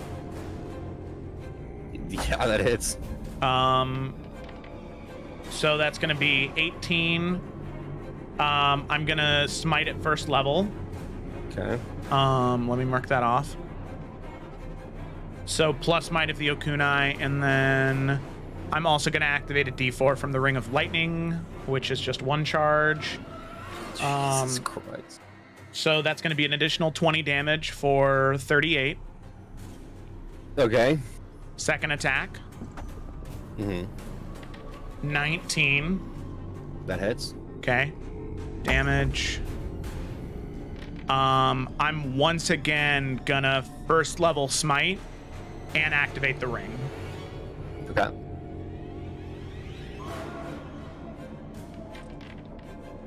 So plus an additional 14 for 25 points total. So, as you slash and then stab into this eyeball, you see, as you're doing this, there's no blood that is removed from it. However, with each slash and each stab, it releases spores into the air. Is that the end of your turn? No, I still have my bonus action dagger attack. Okay. Okay, go ahead and make that. Natural one. Okay. So I need you to make a Constitution saving throw. Okay. 27. That's a success. So you will take only... Oh. Only.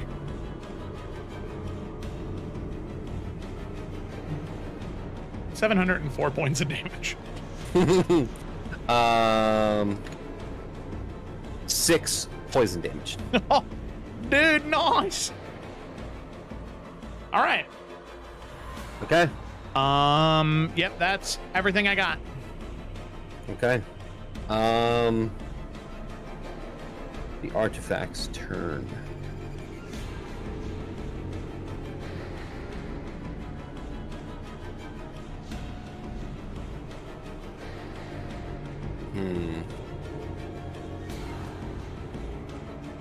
How the tables have tabled.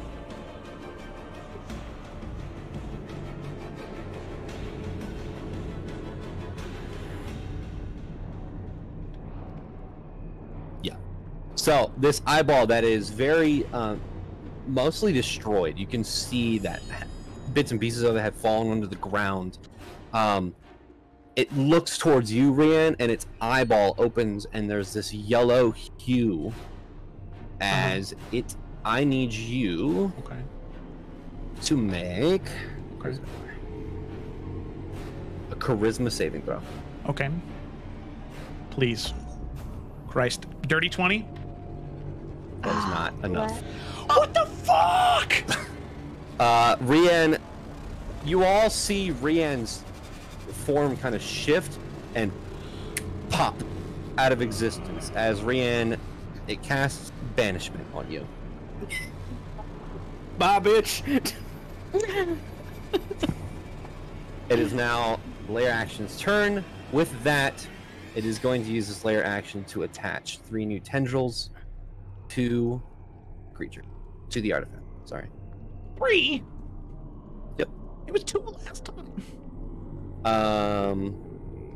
So I will say, just so for the sake of everything, because you guys kind of saw it now, once 4 of these tendrils dissipate, the bubble drops. By the way, since those tendrils spawn, they immediately take wall of fire damage since they entered it for the first time. Yeah. Would you like me to roll that again? Yeah, you could go ahead and do that, dude. Okay, thank you. I'm tired of this, Grandpa. Yeah. 5. That's too damn bad. I mean, just tell me if you guys are just over 32 points of fire damage. No, I'm joking. Jeez, 32. I'm just trying to think of a good way to That's do good. this. That's good Is fire. that enough? No, it's not good enough. Are you That's sure? a lot. It is It a sounded lot. like it was in your voice. I don't believe However, it. it's just They will take that amount of damage at the end of the Elder Brain's turn, or they'll take wall of fire damage again at the end of the Elder Brain's turn. God damn. Okay. That's layer action turn. Okay. Yeah, this is where things are gonna get a little fucking weird. I need you. Actually, it's not an I need you. This is. Well, I will say for a second, while you were gone, Joe had a great point, and I just wanted to bring it up to you. I feel like it's only fair to just hear everybody out because I mean, Phoenix Joe, Wright, attorney at law. you respect Joe a lot. Okay, and you guys whoa. you guys are right on the same wavelength. You know, you guys think the same way, best friends. So Joe was saying, and I kind of like think that he's 100% correct in the fact that going to the ethereal plane, it says GAC does. It doesn't say your parasites go with you. So that is we a kind of good think point. that it just went. It just stayed, then it went down. Then maybe it crawled over to Zelix. I'm adding that part, but no. So they went with you. I don't know they're about inside that, of your body. We'll see. So did my poop go with me too? Really? well, you haven't shit yet. So you should check your DMs. Gak, you take 17 points of psychic damage. Yeah, I'm down. You're unconscious in the ethereal plane. No, I'm in because at the start of the turn you come back. Do you? Yeah. Yeah. At the start of each turn you come back. Is it a concentration? No. Oh, Can I- okay. So, no. Gak. Oh no. Basil and Gideon and Ursa see this. Gak pops out from the ethereal plane on the ground unconscious. Gak, go ahead and roll your dice to see if you blink out of into the ethereal plane again. Let me do that. Uh-oh. Rachel might have a reaction. I do. I was wanting to do Sentinel at I Death's don't. Door. Is that a reaction? Yeah, Do you have to see them? I guess just at see the beginning of turn. within 30 feet. Okay. So Gak, that you don't blink out of existence, right? Right. Good. So Gak appears from the ethereal plane on the floor unconscious. You use your reaction. What does your thing do, Rachel? So as a reaction, when you or a creature you can see within 30 feet suffers a critical hit, you can turn that hit into a normal hit. Any effects triggered by a critical hit are canceled. You can use this feature 5 times per long rest. So this, unfortunately, that won't work here. What it's talking about is if I roll a natural 20 against someone, you can turn that natural 20 into a regular roll. If it's like critical, which means that he's like going down. Sorry, John, I don't no, think that's not we gonna as a work. campaign decided what I mean, critical means in the vocabulary of the I campaign. feel like talking semantics, we can figure I this feel out. like we say critical hit when we roll natural 20s. Yeah, but I also say like that was critically awesome, dude. I say that all the time. You know, I feel like a lot of times there's like this like concept at tables of like rules lawyers is like raw, like rules is written lawyers. I feel like this is a table of rule of cool lawyers. Hey man, listen. It'd be really cool if you let this happen. It's Table of debaters. It's the Elle Woods approach. If you interpret this in a different way, Yeah. Yeah. It's the Elle Woods approach. That's the whole thing. So, Gak, you can go ahead and make that Constitution saving throw Nice. as you're unconscious. burn. No, That's it's a 16. Nope. All right, it is Zelix's turn. Zelix, looking around, the Elder Brain has taken some damage. Actually, the Elder Brain is taken significant damage. As the tentacles are getting hurt, is the Elder Brain suffering that damage? Seems like it is. Ah, bummer, dude. Ick.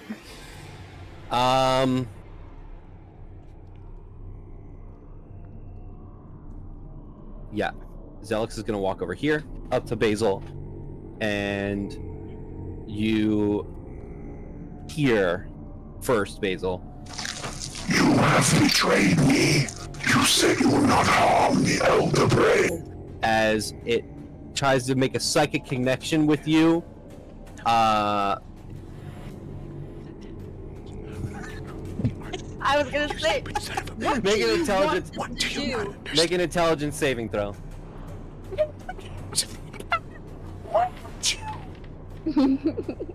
I'll say this happens because Basil's just so gobsmacked. She's like, you moron. So you take 22 points of psychic damage. Oh my god. And you are stunned. Oh I my have god. 2 hit points. And It's about to get worse. It's about to get worse. So you are stunned. And oh, I didn't target you.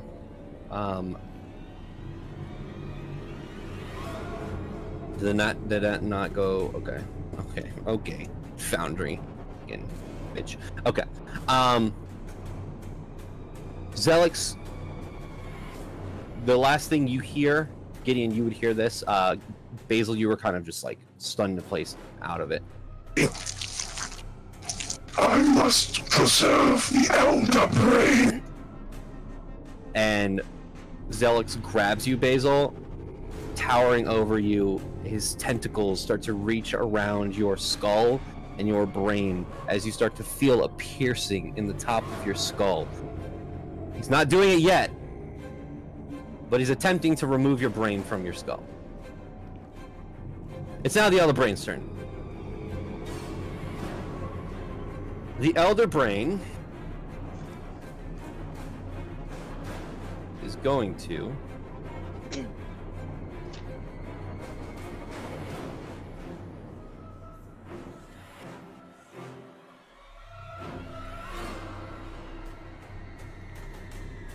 actually, I need to roll something.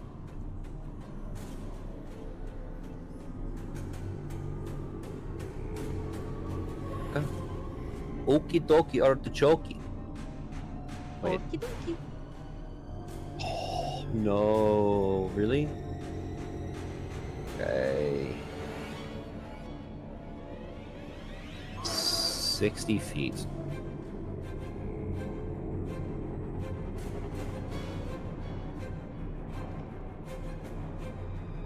Okay. Is it just me? It's just you. It did get its mind blast back, and I need you, Enid, to make a intelligence saving throw. Okay. Brain blast. I have a question. When does Gandalf show up? Isn't that what's supposed to happen? Like we're like almost dead, and then he 20. shows up with the Rohirrim. You succeed. Right, because we wouldn't succeed. We wouldn't succeed without him. Yeah, Eldar will be there in a second. Where's You Marathil at? Get his dragon ass in here. Where's the gem cloak? God, do something useful for once. So you succeed, and it is a save or suck. You don't take 32 points of psychic damage. You are not stunned. I'm so anxious right now. You hear the Elder Brain in your mind. Why are you fighting it? Join us. Okay, Basil, it's your turn. You're infested. And I'm stunned. And I'm pretty. Yes to all of those things. So you take.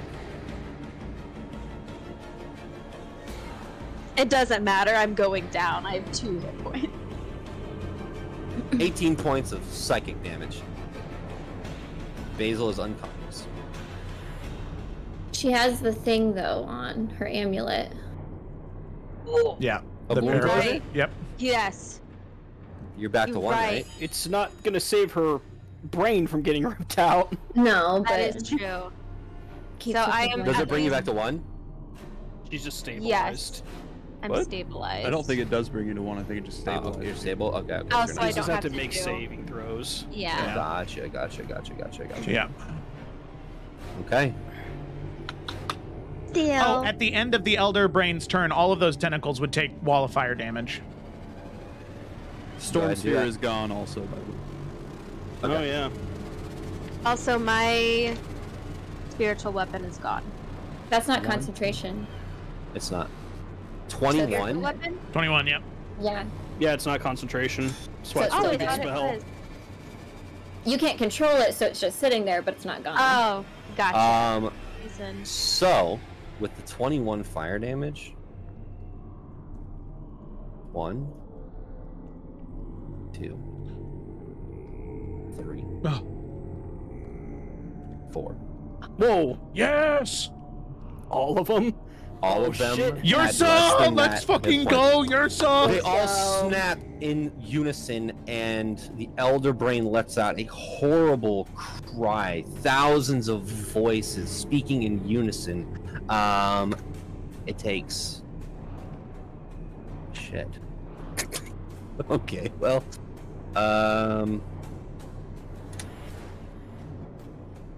Oh, wow. Okay. The Elder Brain is hurting. Good. So then that means that if I can find my sequencer, boom, boom. The bubble drops once again. It is now Salvathoon's turn. He takes fire damage. Right? At the Is end it of the his beginning turn. or end? And And okay. it's if he ends his turn, so Roll something. I have my stress ball. that's a fun looking Does stress ball. not recharge his tadpole brine breath. Yay! That's really good.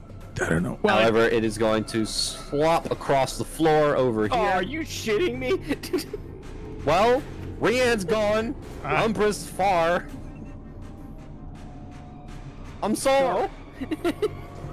Bite attack at you.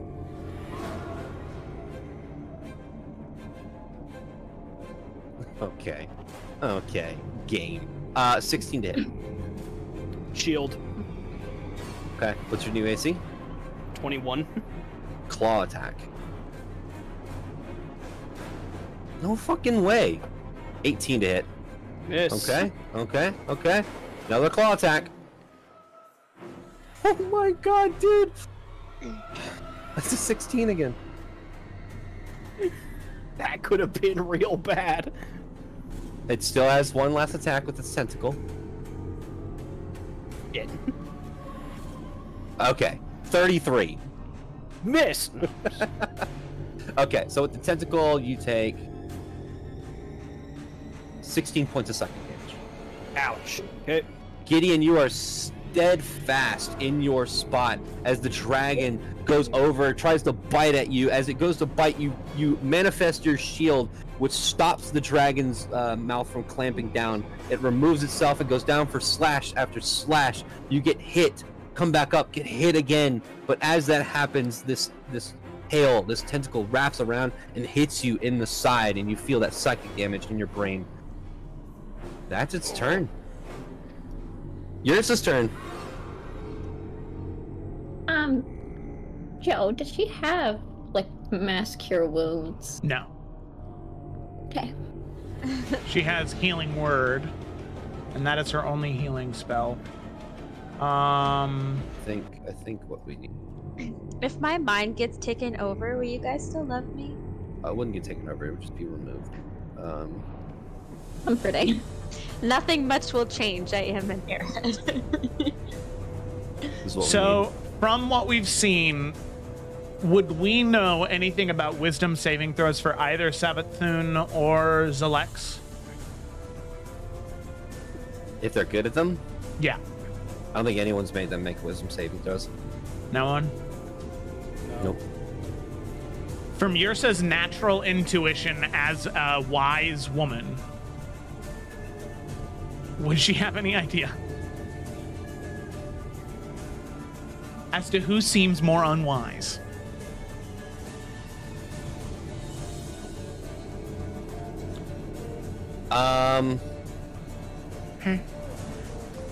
So make a wisdom. Make a. What's her natural wisdom score? 5. +5? Like, Plus what's the 5. total? Oh, That's 20? Are you asking passive. for passive? Oh, passive insight 15. Then sorry. Okay, so normally dragons are very wise. This dragon is being controlled, basically. So out of the mind flayer that is all about intellect and all of that, and the dragon that just seems to be feral, the dragon would be less wise. Okay. However, Yursa does see Basil Yeah. about to lose her brain. Uh-huh. I am aware.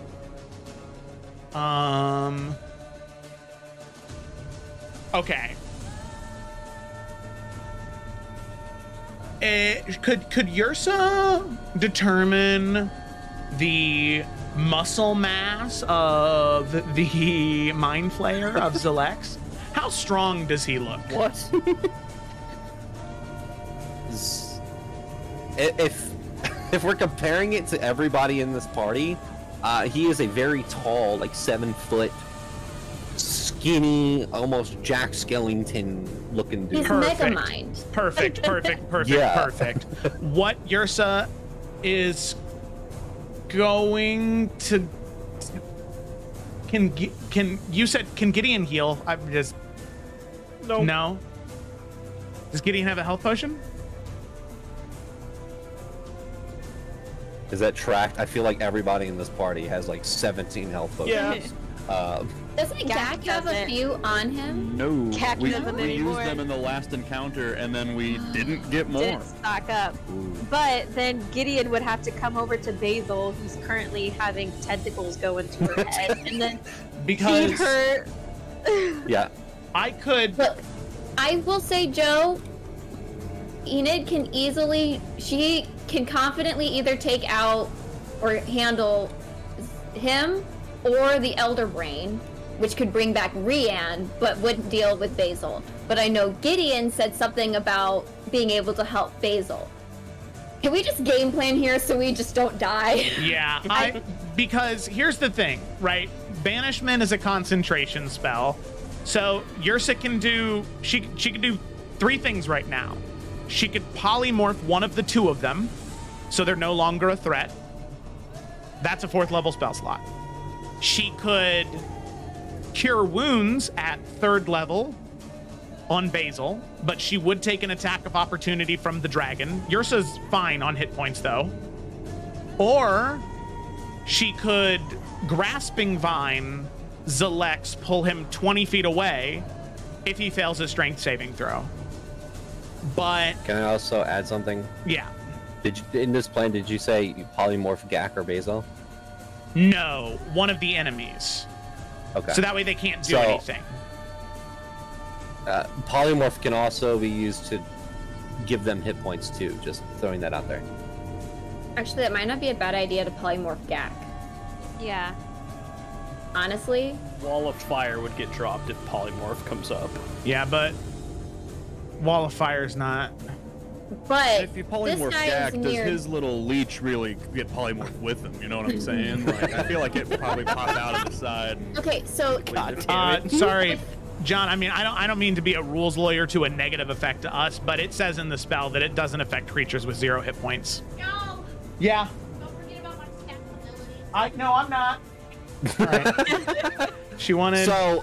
No, I had a really cool plan for that, but now that's not happening. So let me just. I'll say this. I know the spell says that, but I'm pretty sure I used it in buried time to bring someone back from unconsciousness. Mm-hmm. Okay. So keeping that same momentum, that same vibe, you can use it on someone who's unconscious. So okay. Because then at least if Gideon can't help Basil, Gak goes before Zelix. I can try and bring back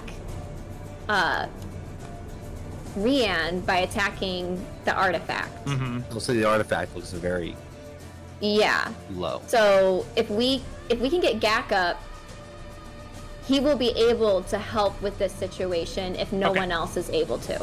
Okay, we need to get rid of that artifact. That is the most important. Because if the artifact's gone, then the brain's fucked anyway, so. And then, you know what?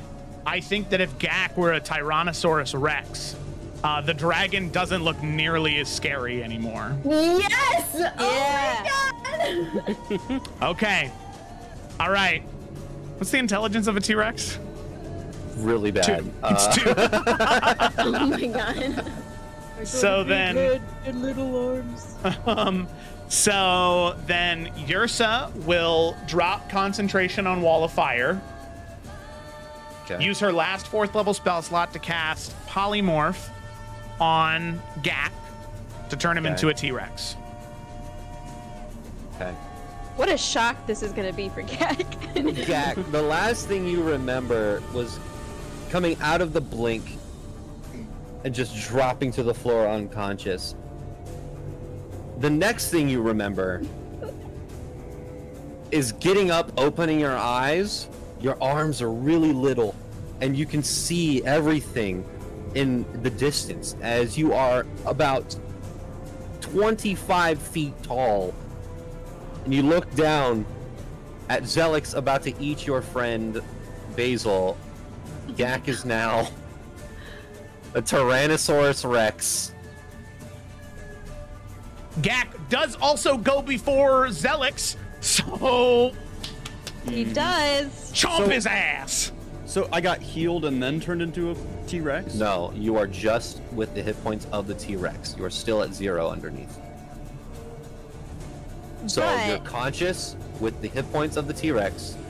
As soon as that goes to 0 or polymorph is dropped, you go back to unconscious state. But if you kill him, I can use my turn to heal ourselves. Interesting. Okay. But do whatever you want to do, my love. Okie dokie.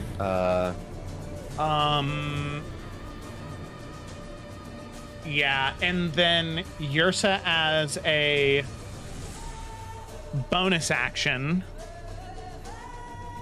What is the toughest looking son of a bitch she's got in her character sheet? She's gonna use. Oh wait, but then her list of Feywild creatures. To be a druid, just too much to do.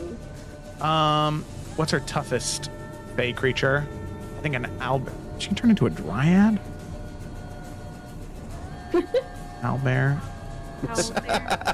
I can hear you saying owlbear. Okay, but owlbear is not on this document here. But yes. Well, it's not on the document, I'm assuming, but she'll turn into an owlbear then as a bonus action. All right, you said she said she's yelling at me through the wall. Yeah, no, I hear. Kayla. Hold on, I need to put this back. I need to do this. Give me a second. Make sure you can move that, Nick.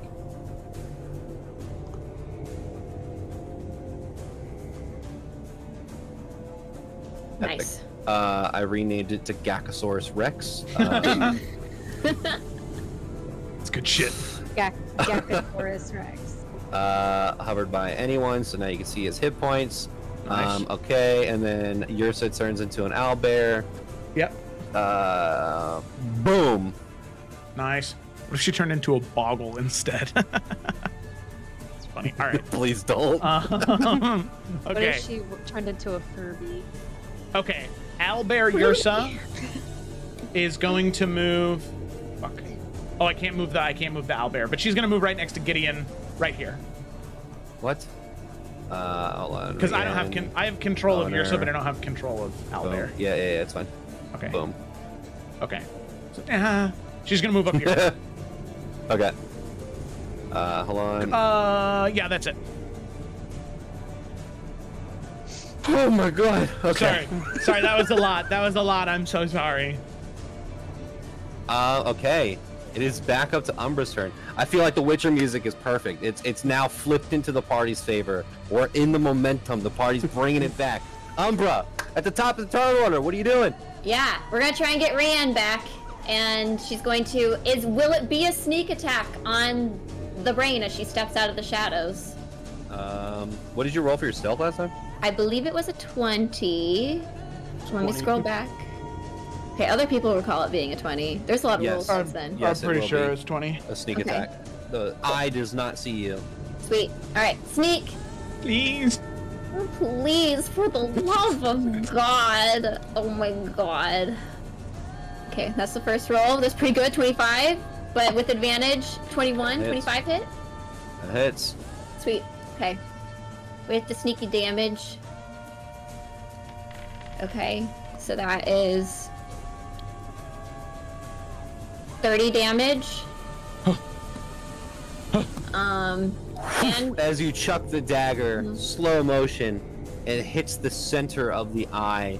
You hear this horrible squeaking sound, and then eventually see the eye looking in all directions, every direction, as it tries to blink, as the dagger stopping it from fully blinking.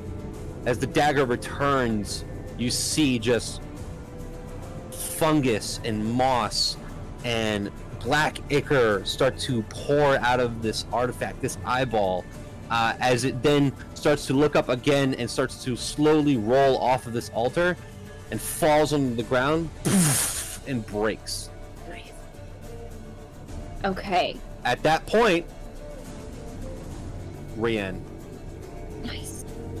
you are in a place that looks like the sky is caved, the bottom is caved. Everything around you is bioluminescent mushrooms.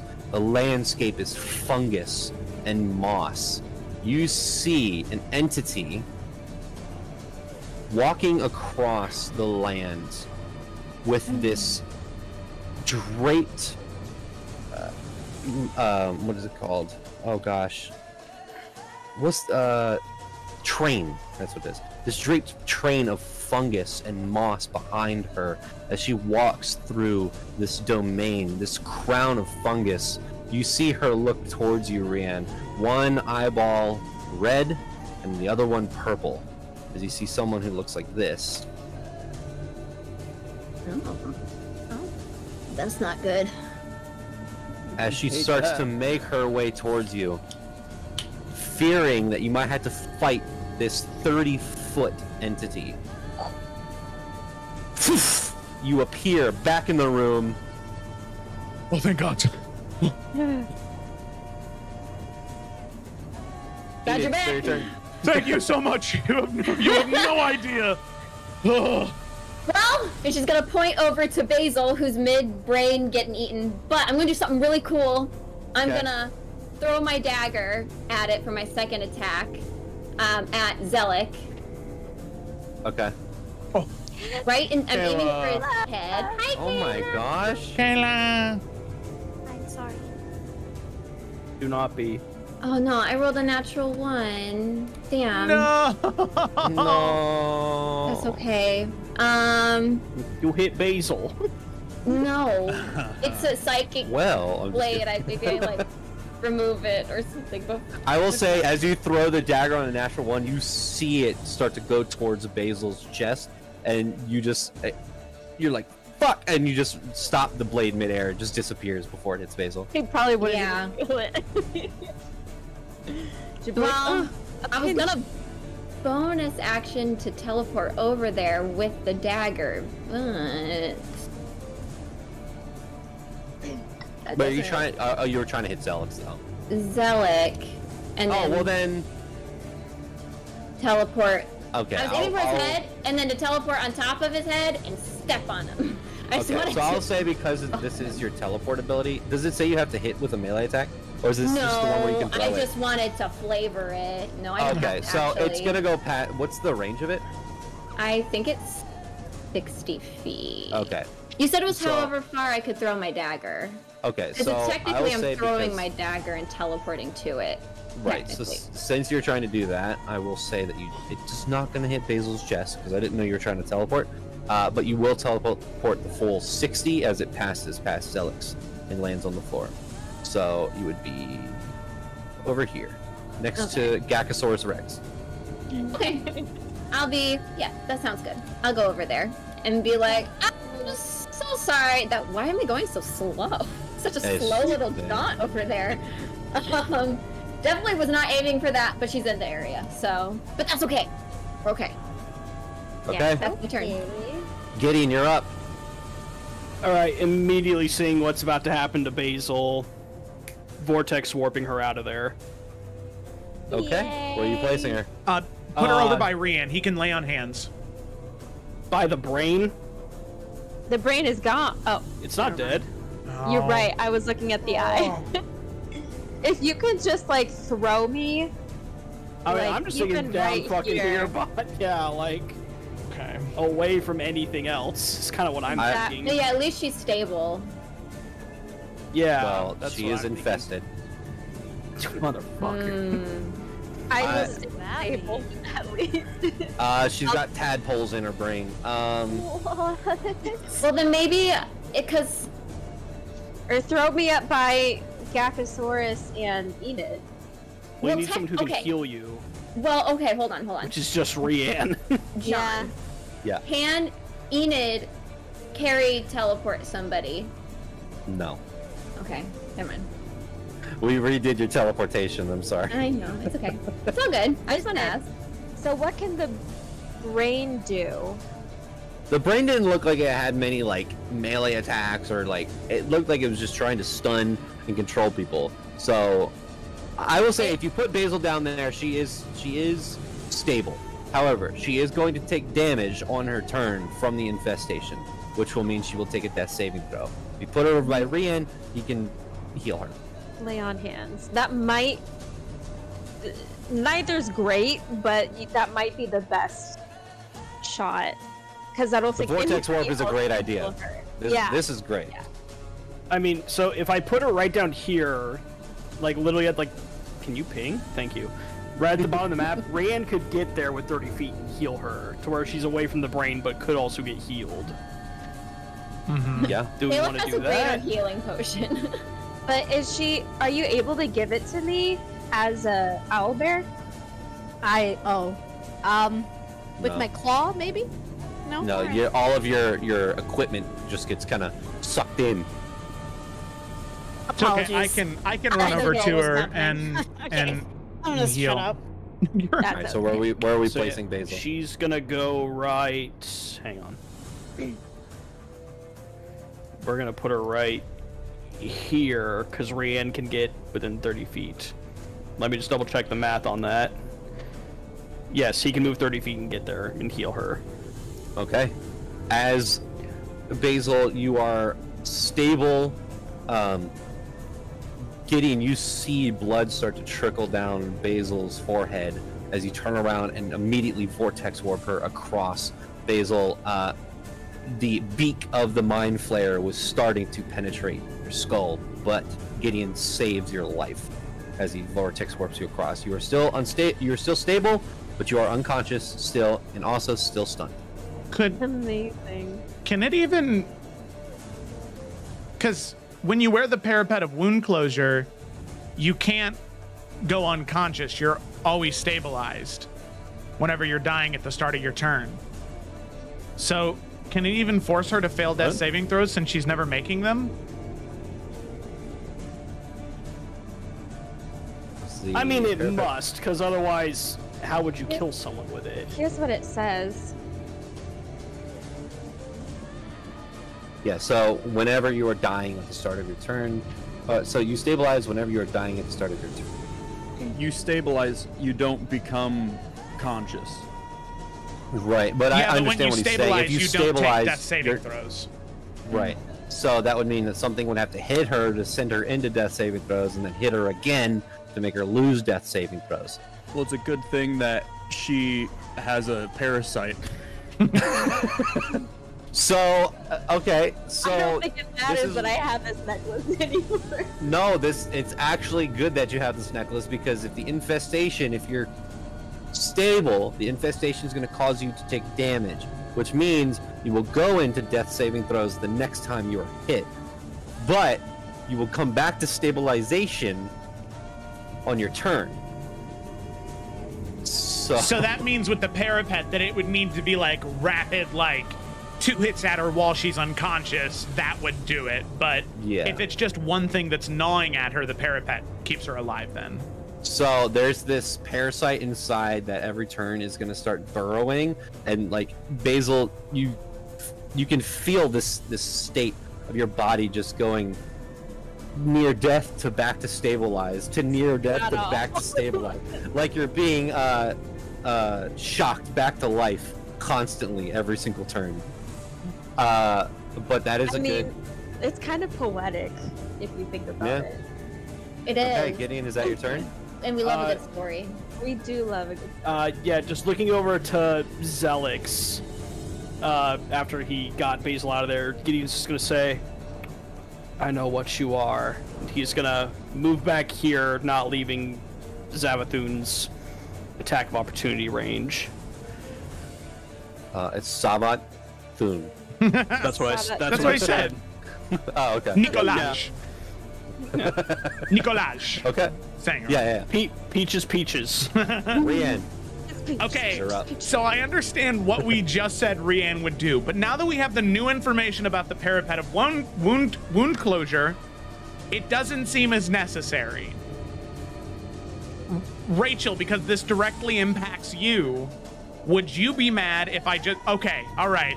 Not even gonna hear what I want to do. His adopted daughter. That's fucked up. He's like... Basil because... appreciates this... You know, because I mean, technically, it wouldn't remove the worm. Rian would heal her, and then she would immediately go unconscious. So he's going to try and do the thing that might fix this, which he is going to run towards the Elder Brain and jump into the pot, and he's going to take 3 attacks at the Elder Brain. I hope that doesn't hurt. Not my daughter. Okay. I mean, for flavor purposes, that's what I want to do. But John, he can stand 15 feet away from it, and. No, you should definitely jump in the pool. All right. That's what he does. Okay. Unless it has a negative effect, then he'll just stand on the end. Whatever, he's at 60 hit points. It doesn't matter. Why don't you Rian jump wouldn't know it has a brain? negative effect. Why don't you just That's a good miss point. the pool entirely and jump onto the brain? Well, yeah, that's what I want to do. That's where I moved. Okay. I'm on top of the brain. As you jump over the pool, you can see that it is very deep. I'm on top of the world. Okay, here we go. First attack. Fucking kidding me? A 12. That is. I was like, it's a big enough brain. Okay, first attack. Okay. Might of the Okunai. Ring of Lightning. 2nd level smite. 3d8.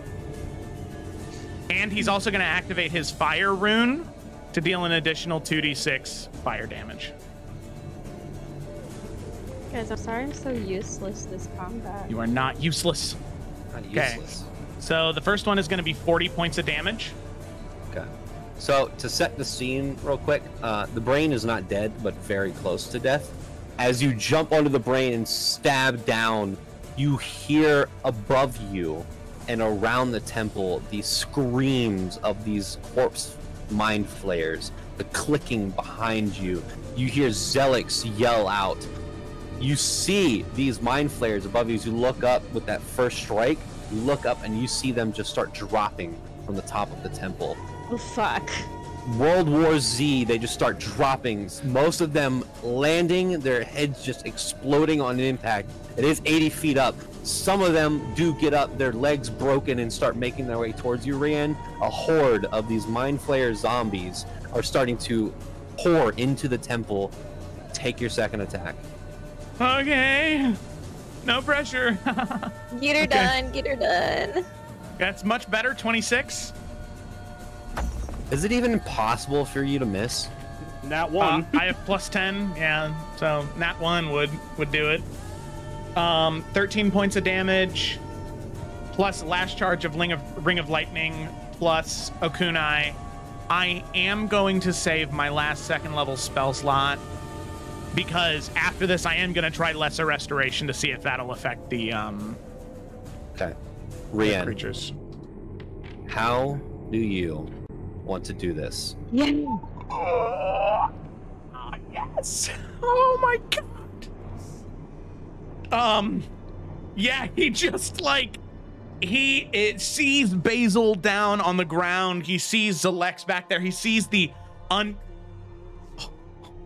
Oh yeah. He sees the undead falling from the sky, these mind flayers, and there is this moment of stillness in his mind as it is an incredibly stupid decision, but if it means that all of this awful stuff will stop, he's going to take the risk, even if it means, you know, him taking a great deal of damage. So he just starts running, and I imagine, especially with this fucking music playing, which is awesome, he's like in slow motion. It's so fucking weeaboo, it's great. He like runs up the Mind Flayer Elder Brain vat, and he just like jumps into the air. You slowly.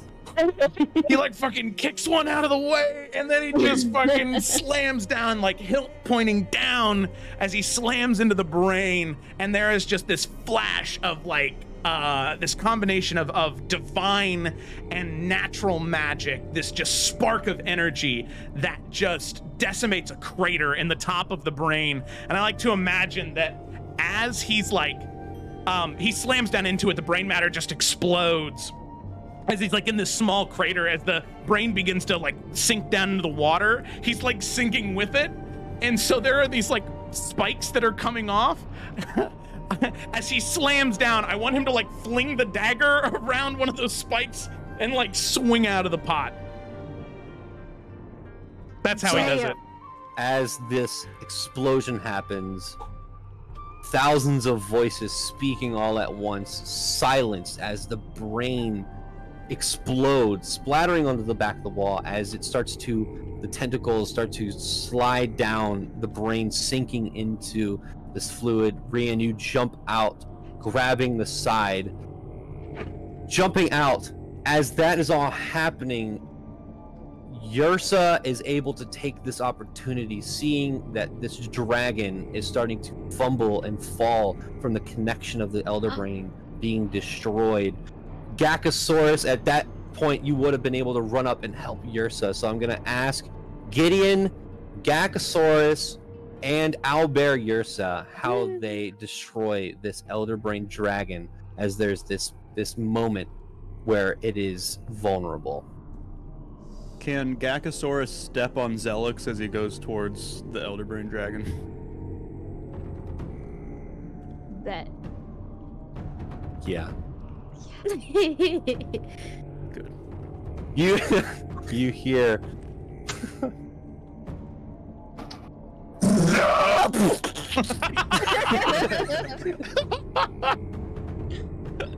I mean, I'd like to imagine. I haven't been here, so who am I? But how cool would it be if, like, Yrsa Owlbear just like noms on one wing, Gakasaurus gets the other wing, and we just rip his wings off with our teeth. Yeah. Nom. Nom. You both grab a wing and pull. Because this dragon is made out of flesh and almost this gelatinous material, those wings actually pull off way easier than you thought they would. As it falls to the ground, its head falls at your feet, Gideon. As it tries to look up, the mouth inside the mouth reaches out to attack you. How are you ending this thing? Yeah, I think as just like the mouth's opening, I think just Gideon sees an opportunity, and like I don't think any of his spells like kind of like really. Oh, you know what? No, he still has the meteors. So I mean, I know he can only fire 2 at a time. He just sends the other 4 meteors just straight down the throat to explode. As it opens, the meteors go down. You see its translucent purple body. These 4 glowing meteors travel down into the stomach, and one after the other explode. There is a viscerous reaction as the stomach and everything about this creature from its stomach backwards just gets exploded from these meteors. It falls on the ground. Zelix falls dead from being splatted and walked on by a T-Rex. You then look up and see and hear those mind flares start to... The clicking starts to stop as they just fall and fall from the sky as they go motionless and fall down.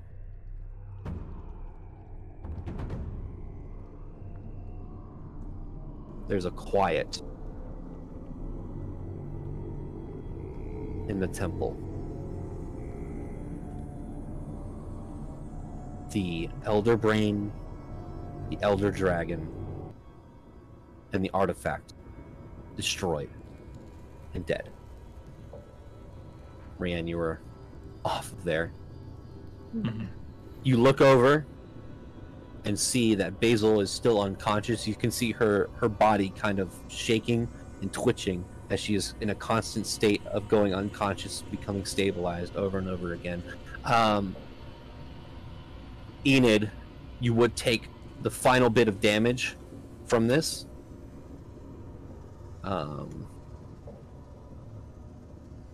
You would take 12 points of psychic damage as you kind of reach to your ear and you can feel this thing gnawing inside of your skull. Gakasaurus Rex, you don't know what's going on. You're a T-Rex and you just killed this dragon. It's pretty cool. Owlbear, Yrsa, you were able to take a look around and see that the combat is over and your friends kind of need you at this point, Gideon as well.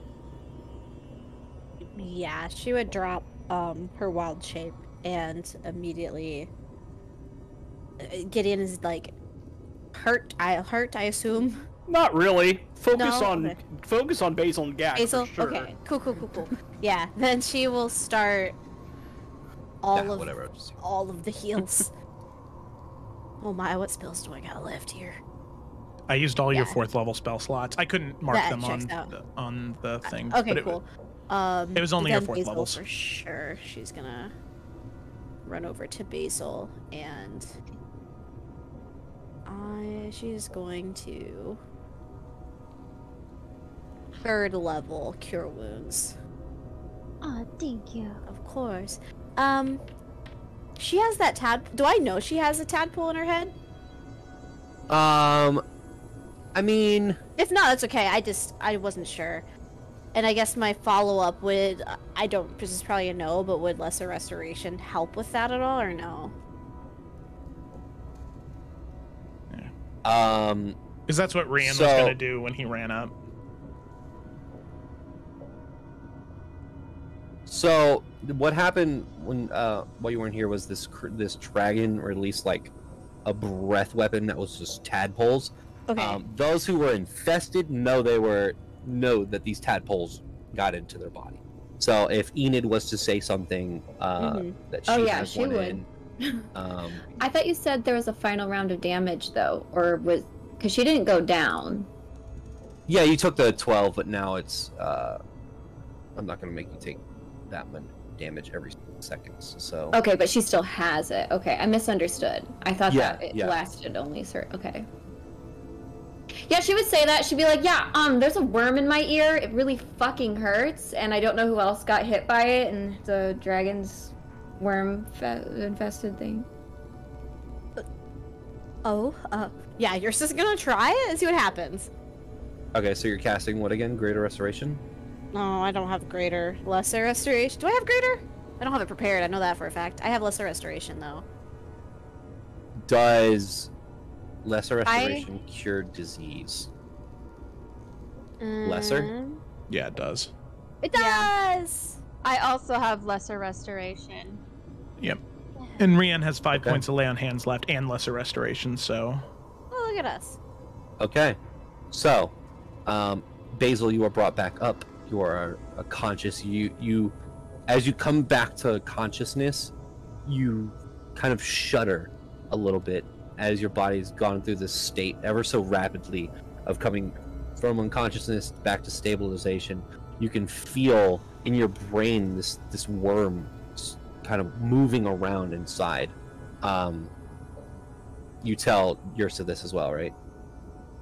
Yeah, but Basil, am I okay to cast myself?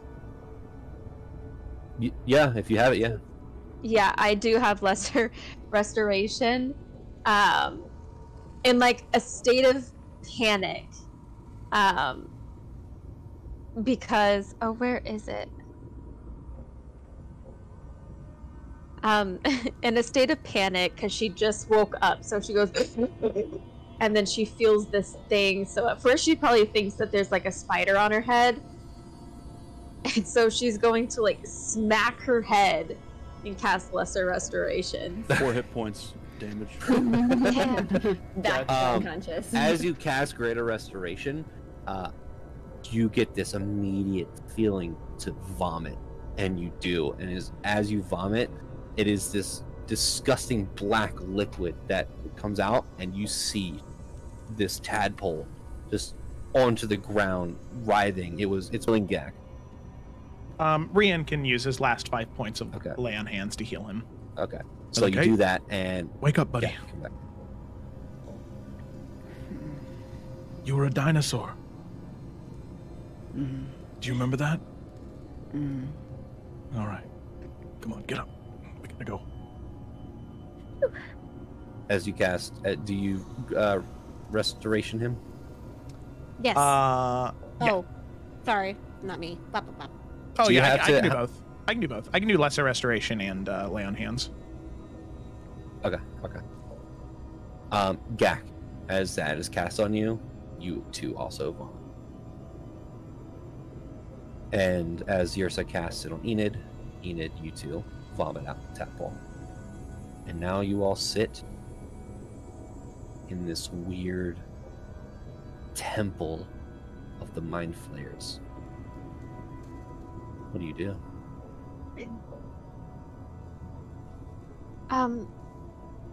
Where's what's his face? Is Alex? Where is he? Dead. He's flat right there. I don't mean to be that guy, but can we just get out of here? Did we do what we needed to do? Yes. I think so. Yrsa, could you Of course, yes. Let's leave. Before that's done, is there anything valuable looking in this temple besides the Elder Brain and what was previously the artifact? In this room, There's other rooms. well, it was a ziggurat, Hmm. and it was large. Also, I don't know if you saw the message, Joe. Sorry, I think I messed up the overlay by being here. Ryan has been behind Yrsa's picture. Oh, Okay. that's just on the RP one. That wasn't on the combat one. That's okay. Oopsie poopsie. From here, no, that doesn't look like much of anything. And if there was anything that was here, it has been long destroyed and decayed from the fungus that is still on the walls. You do see that the fungus is slightly like decaying and being destroyed. because the artifact is no longer here. But there's nothing here. Fair enough, we can go. It's a good question, though. Yeah. I would just hate for John to be like, well, too bad. There was a holy Avenger back there. That's too bad. It's okay. Oh, well. So, Secrets of Insomnia, where are you teleporting? I'd go to Morita's house. You We at least have to know go to a teleportation circle using Oh, plane that's shift. right. Yeah. We port glass. Unless you sleep here for the night. Nope. Can we absolutely go to not. Shredina? Shredina was so Shredina's so nice. Yeah. Everywhere else in Eastvaria sucks. And we can Hey. come back in the morning just because I don't want my friend to think we're all dead. Yeah. Was there a teleportation, you there got was a teleportation sending. circle in your city? That's No. true. Do I have sending right now? I don't know if I have it. There's no teleportation circles within the Valamite Empire. Yeah. Okay, that's right. That's right. That's why we had to get We'll here. have Okay. to- Do we want to go back to Shredina? Are we all okay with that? I mean, I think we should go back to Shredina because, yeah, I mean, Okay. it's probably go our back most to comfortable Eldon. spot. Yeah. Okay. Basil is going to cast sending though. Just I don't have to role play it. Just basically telling Morita that the easiest way to get out is to travel to Stradina, but they can try to come back to see her soon. She says thank you and all of that. Yeah, Marita understands, and she says that she might, if that's taken care of, then she might leave Lowdale. Basil a little responds, yeah, that's fair. Just let me know where you at, girl. Okay, Basil so you're sends a second sending. yeah, it's Yeah. fine. You know, the assassins that are coming later are gonna have a Right. really good, Yeah. easy time. Yeah. I thought they had spells. I thought they were spellcasters. Oh, they're just out of Right. spell slots. Okay. I've just Bummer. been talking shit this whole time. So you gather up your party members, and you cast plane shift, correct? Yes. Okay. As you cast plane shift, you appear within the teleportation junction inside of the Grand Library of Shredina. I'm so happy. The individual there, the teleportation master there, looks over and says, "Hello, who are you? Hello, gods." Gideon flashes his knight badge on his yeah. vest. With a Oh, sorry. Proceed. we own the Thank you. the fort in the mountains. Gideon just walks away. As Rian, as you walk, there's a. As You your don't feet want to are know, inside of honestly. the individual there's like, oh, Rian Oh, jumped into the brain like it's picking off brain matter off of his legs. Sorry, I'll pay for this. He throws like 2 gold on the ground. I'm sorry. he just And you looks hand it to the mortified. Do you have like a handkerchief or something? Please leave. Thank you. Yes, Very thank you much. so much. Basil's bleeding out of Yeah, there's blood. There's dry blood on the front of your face. Rand's covered in brain juice. There's yeah. You guys look real bad. Enid will take her red scarf off and give it to Basil and say, "Here, at least you won't stain it." Are you sure? It's a really nice scarf, and It's fine. I promise. okay. Thank you, and good job.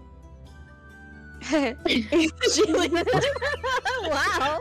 Rian will nudge Basil and be like, She'll just start waking up. Laughs under her breath at that. She knows it was just... She's just gonna walk away. Okay. Where are you guys headed? Any question? Port, right? Oh, okay. well, Sapphire An inn. Chalice for a night at least. Yeah. well, we're in the wrong city. the other The Silver chalice. Stallion. Right. Yeah, the Silver that Stallion. one. The one that had the rooms. We go back. Yeah. You still have our rooms? Are those still empty right now? I need a bath. As you walk across the town, you guys have to walk across We have to walk so all far. of that. How long is this walk? It's like 45 minutes. I will say, Basil's probably leaning on someone. You get a I'm lot not of people doing well. looking. A lot of people are like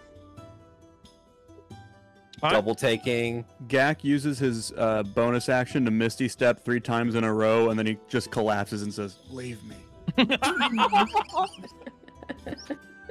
Oh my god.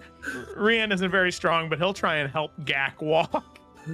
Come on, bud. We gotta Leave go. me. No, Gak, we gotta go. Come on. Gideon's just doing prestidigitation all over his outfit to make sure Here- it's pristine and clean. Yersa, Gideon's the only one that looks good right now. Yersa, could you do me a favor? Yes.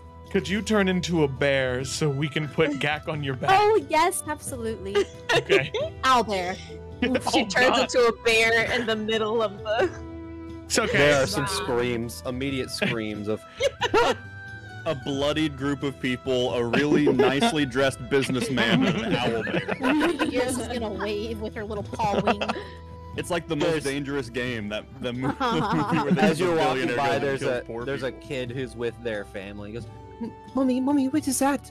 What is that? An owlbear?" Just walking through. Oh, that's so cute.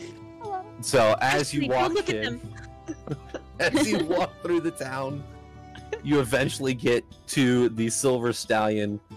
The doors open, and everyone just looks in your direction. I assume you're not an owlbear anymore at this point. No. I mean, it would be funny if you were, but where's it at?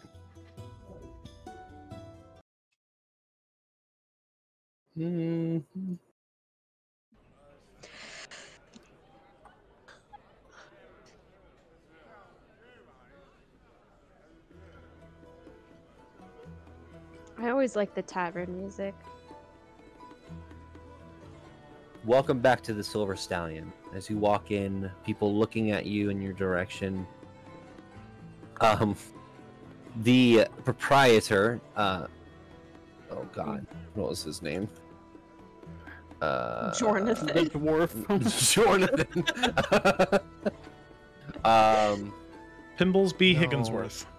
Yes, exactly. Why can't I That remember dude. my own NPC? Noldred Drakespine. I don't see how the mine and yours are any different. Walks up to you all and says, excuse me, I've got a lot of complaints about... Oh! Hello again? Oh. You all need a bath. We need baths in a room, please. Food and drink The same too. one as last time. If you got it, that's great. Whatever. Done. And he walks over to the counter, gets up on the bar and starts talking to Darren. And you guys are able to go take a bath after... Fast forward about an hour and a half, 2 hours, if anybody wants to, take a little bit of a longer one. You make your way out. Darren hands you the key to your room. Says, would you like a feast like last time? I have my book right here. Yes. The food would be nice, thank you. That'd be great. So you all, are you sitting at your table or are you going up to your room? That is an The- option. The room, right? The We're gonna room, eat in yeah. the room. Yeah, Yeah. I'd love some privacy. Before have it- they go up, alcohol. Just some beer. Understandable. Whatever we'll have you it sent have. up. Thank you. So you head up to the room.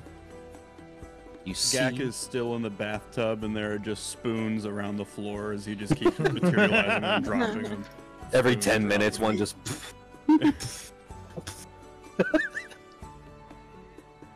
Eventually, you do not hear the sounds of the tavern anymore.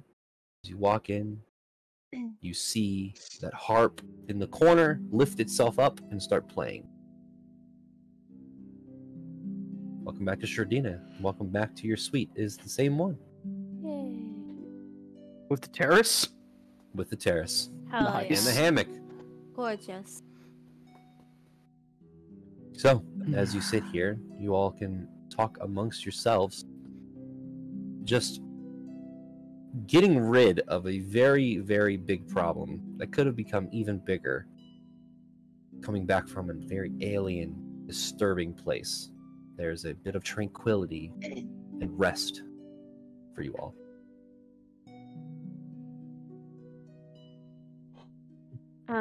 Basil's probably gonna take her drink or whatever they bring up and take it out to the terrace with her. Okay.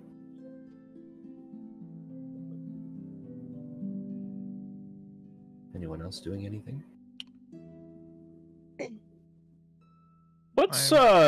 What's Basil's general vibe as she walks away? Her vibe, you could tell that she, like, her body is just exhausted. You can see, like, physically and mentally, even though with cure wounds, it's just like the constant in and out of consciousness really weighed down on her. But, like, she also has this, it's kind of like a melancholy feeling because this was what got her to start everything. What pushed her to go to Hamba Fort and meet everybody, and then finally, like, her main goal out of all of this is finished. And so it's just one of those things where, you know, she knows that she's a part of this group and they have this grand thing that they're still doing, but it's like, wow, like, I did it, that kind of thing. So I'd say, you know, it's in general not a bad vibe. Yeah, just curious. Yeah.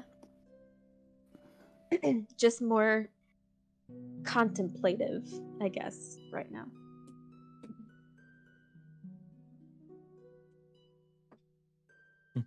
Okay. Anybody else doing anything or talking to anybody? No. You will just say, that was insane. Is this seriously what y'all just do?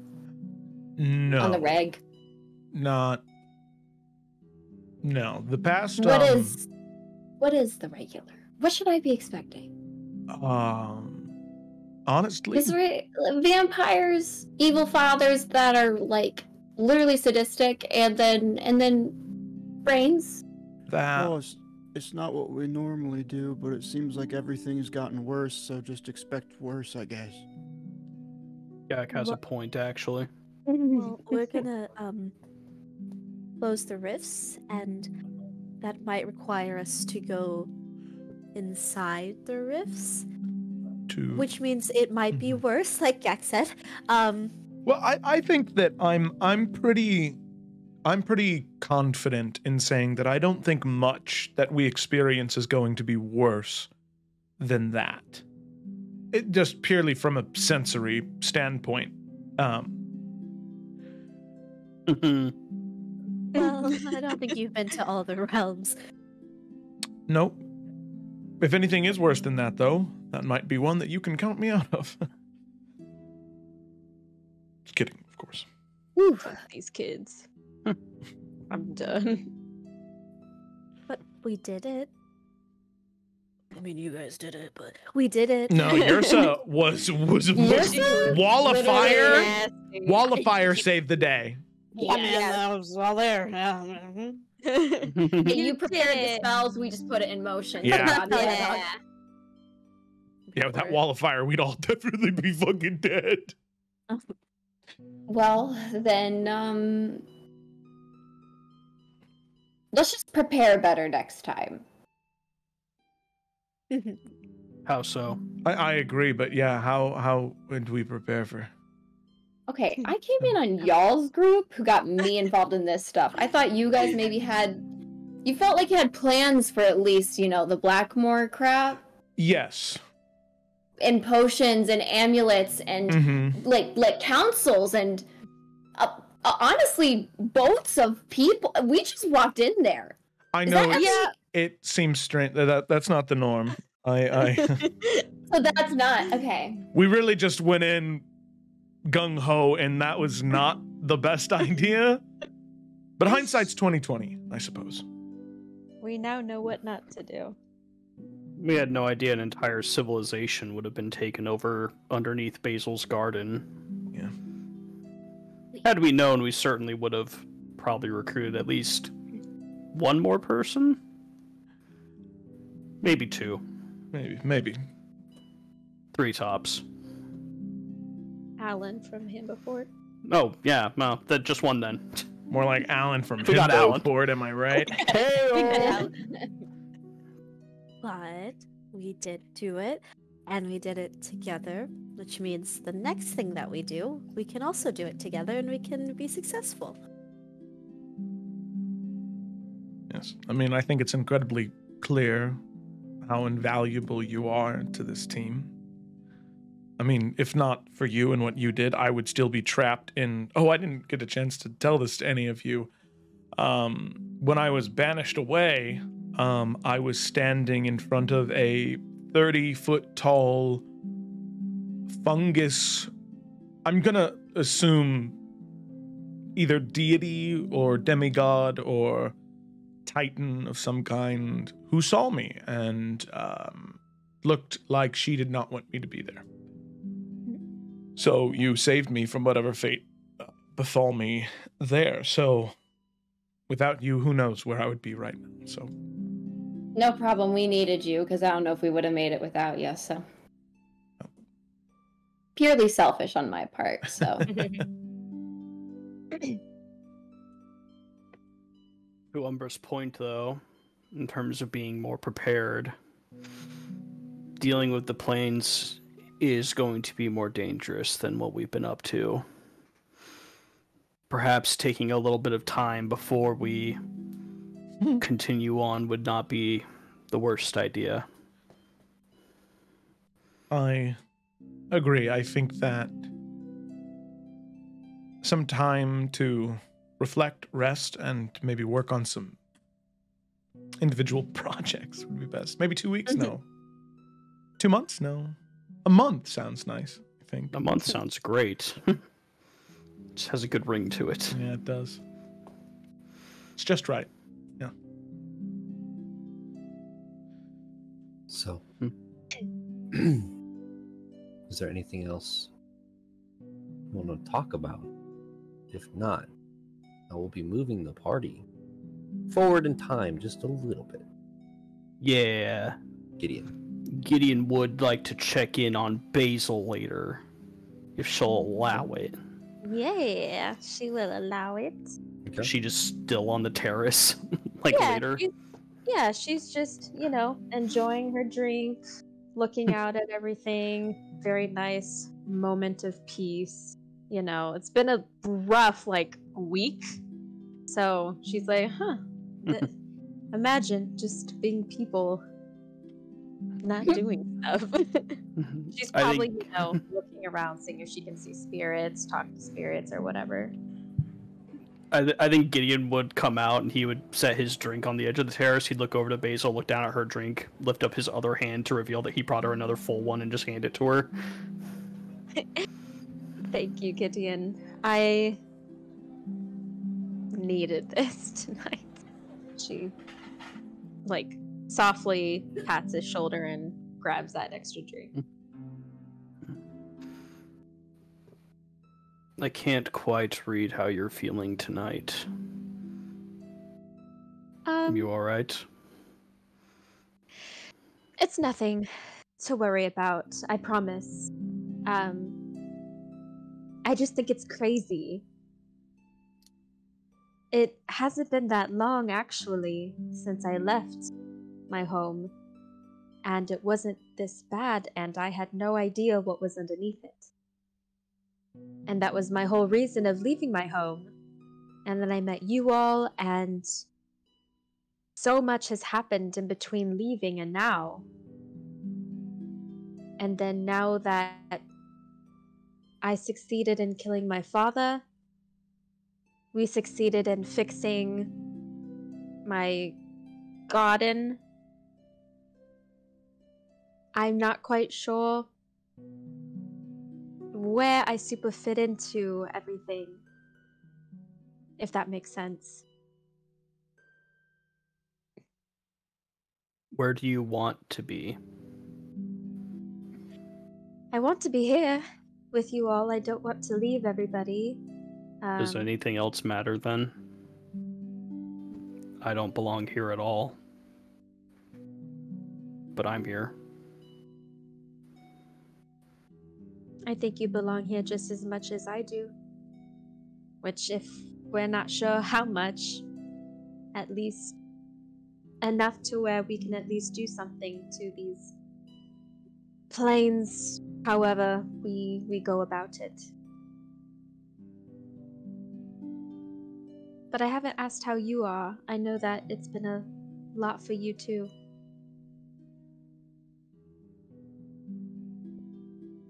I don't know if I've really had enough time to focus on it. Our next objective has always been one step away, it feels like. I don't know, it's not what I was expecting.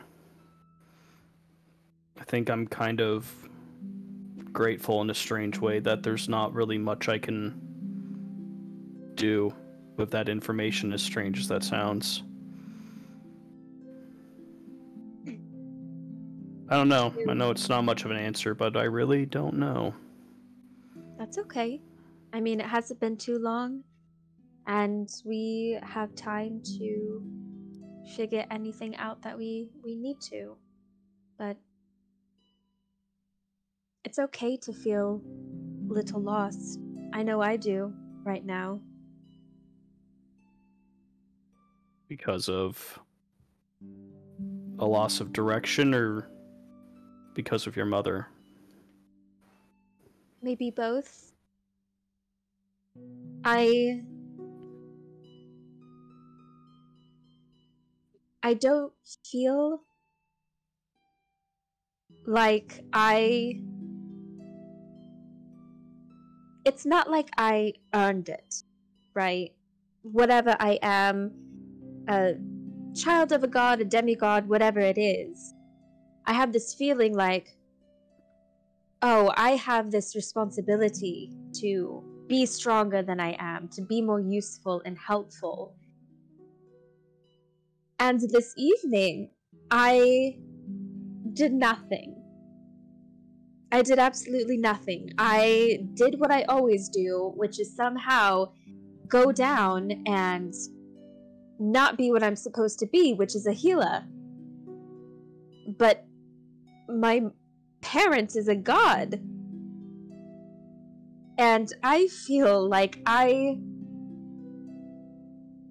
have no idea what I'm supposed to do with this information. How am I just supposed to be me and continue what I'm doing, or am I supposed to be more? And I don't know what I can bring to the table when it comes to the planes, when it comes to any kind of encounter that we run into. And I have no idea what's going to happen to my mother, because both options are bad. She can't come see me. Well, she tries to not see me, because every time she does, it hurts the planes more. But then once it's fixed, we will have no connection whatsoever. And it'll feel like I'm losing family all over again. And it feels like I can't keep family. I lose them one way or another.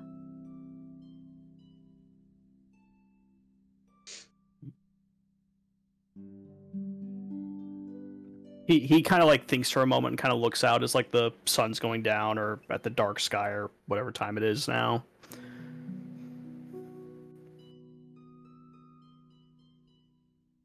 You know how perfection isn't possible. I know the theory. And yet we constantly are aiming for it. Because there's always a barrier between what people once believed was impossible and what eventually became possible. It's a thin line and it's hard to find and read. Harder to even traverse. I know very little about the actual essence of godhood, few do. Not more than you do. Looking at nature, though, with rare exception, there isn't any child that is born or created that does not have the potential to be like its parents or better.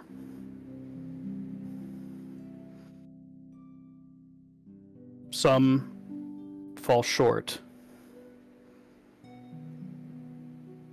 but you have never struck me as someone who gives up easily.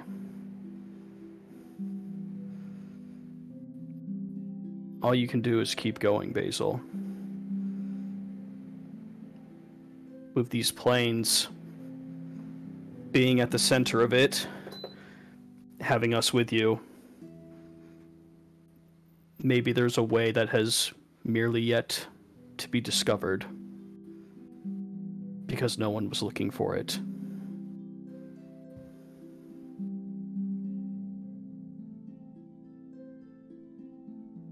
You're right.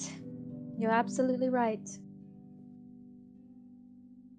And I think it's easy to get existential, especially after a lot of stuff happens and you don't have time to process anything really. But I want you to know, though, that I will work just as hard to help you answer any questions that you may have about where you come from, who you are, and how you can use that to your advantage. Not only for, not even just for battle or anything, just for your own healing, for your own sense of self. I think that's important. And maybe neither of us have to do this alone. I don't know how everybody feels, but I think you and I are on similar pages when it comes to unsure of where we fit into everything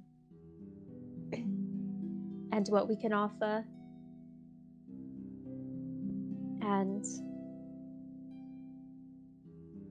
I could definitely use your help. You will always have it if you ask. But if I know this group as well as I believe I do, I think they would simply tell us that I'm Gideon, you're Basil. That's always been enough. It has. And I know we belong. If I were to go talk to Brienne or Gak, Yersa, they would tell me the same thing that they've always told us. We're a family, you know, we have purpose. We're trying to find our purpose. And they're right. But sometimes we forget that. Or we get misguided. But you will always have my help. You need only ask. Thank you, Basil. Thank you, Gideon. If you don't mind, I did have a personal curiosity question for you.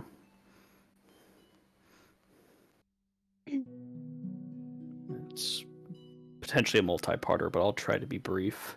Okay. This is not your first life, correct? No. Now, the amount of lives I've had before this and the types of lives I've had before this, I don't know. My mother never shared any details.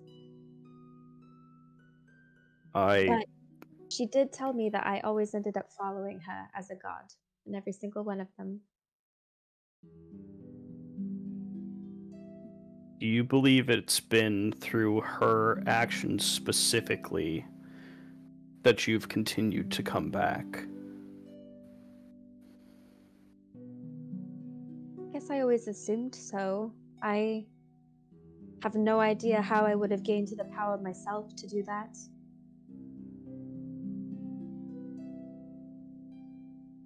I only ask. I, again, know very little about the gods, but I know that balance is a very big part of it. You are the daughter of the Raven Queen. I cannot help but wonder if there's another child of a god wandering around here.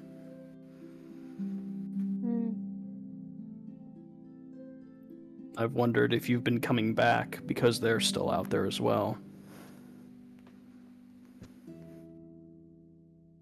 That the other one also gets reincarnated? Perhaps.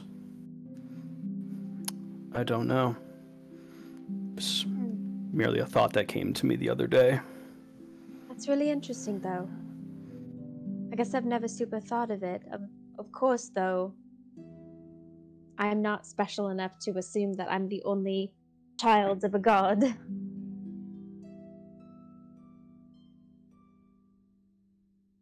But I don't even know how I would even try to figure that out. I know my mother can hear us right now, but we're trying to keep contact as little as possible. But maybe she could have an answer for me if she feels that it's okay to come down and talk to me and give me answers. Oh. Probably something to not be concerned with at this point. Yeah. Like I said, it was a passing curiosity of mine. What made you think of it? Cause and effect, I suppose. Mm. Again, just the nature of things, my own. Right. Thinking about you and just thinking about the rules as I know them, how you fit into it exactly. Or figure it out. I would appreciate it. Something tells me you would find out first, but I will certainly let you know should I do. Likewise, if I ever figure it out too. Well, I will leave you to your thoughts. I merely wanted to check in. Well, thank you, Gideon. I always appreciate it. It wasn't an easy fight, but I hope you get good sleep. Thank you. And Gideon will head back inside. Okay. If there's nothing else anybody would like to do during this night. Yeah, one thing. Okay. This is super duper brief. Well, it may not be, but that's okay. So what he wants to do is Rian wants to go to as everybody's getting ready for bed, he wants to go to Enid's door and knock on it. Oh, we have rooms? I thought it was all one room. It is, but we have little pod. The little dividers. Yeah. She will open the door to her pod. Hi. Hi. I wanted to stop by for a quick moment. I know that because we've been given the opportunity to, in a couple of days, it might be that some of us go our separate ways for a time. Just to partake in other endeavors, things that need to be addressed. I don't know if you'd want to. Of course, I want it to be your choice. But I don't know what you have planned to do on this next month or so. But I would really enjoy it if you would join me in something I'd like to do. Yeah. What is it? I'm afraid that if I say it, you'll change your mind. Oh? What, like everything else that we've just done wouldn't have changed my mind by now? No, something you hate even more than that. It's more training.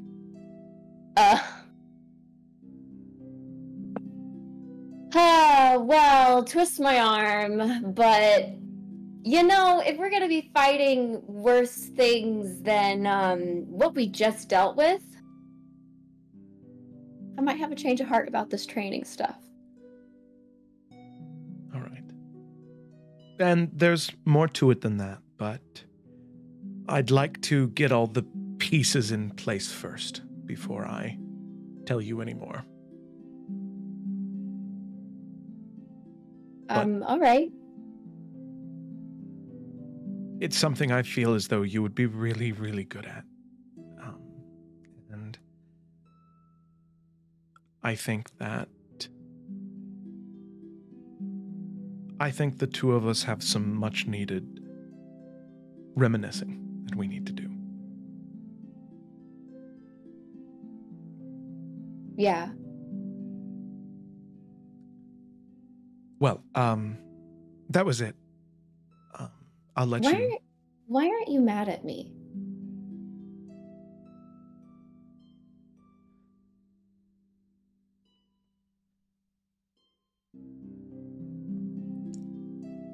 Do you mind if I come in if we're going to have this conversation? I prefer not to do it standing in your doorway. Me too. Yeah. Come on. Okay. Then Rian will step in and he'll sit somewhere where there is a seat to sit down. I don't know what's in the pod either, so. We'll say he takes a seat just on a chair next to the bed. And we'll say he'll sort of gesture to the bed and say, "Take a seat. This might take a while if you decide to stand. I don't want your legs to hurt from it." A little silly concern. I can choose to sit down mid-conversation. That's a good point. All right. Well, up to your own reservation then. She'll sit down. Oh, so you're doing it now? Okay. All right. Are you avoiding something here? No. And you see him, he sort of looks at the floor and then looks at you, and then he kind of, he's thinking.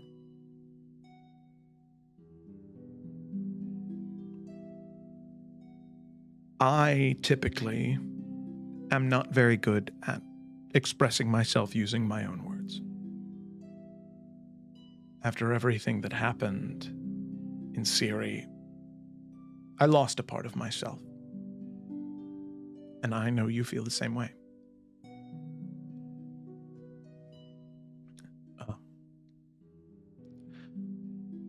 Me expressing myself is hard, but what might help?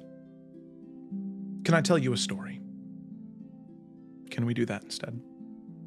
Yeah. If that makes sense. More so.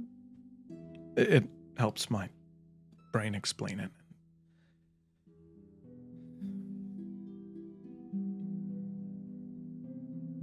This isn't the first time that I've told this story, but I think it's important for you to hear.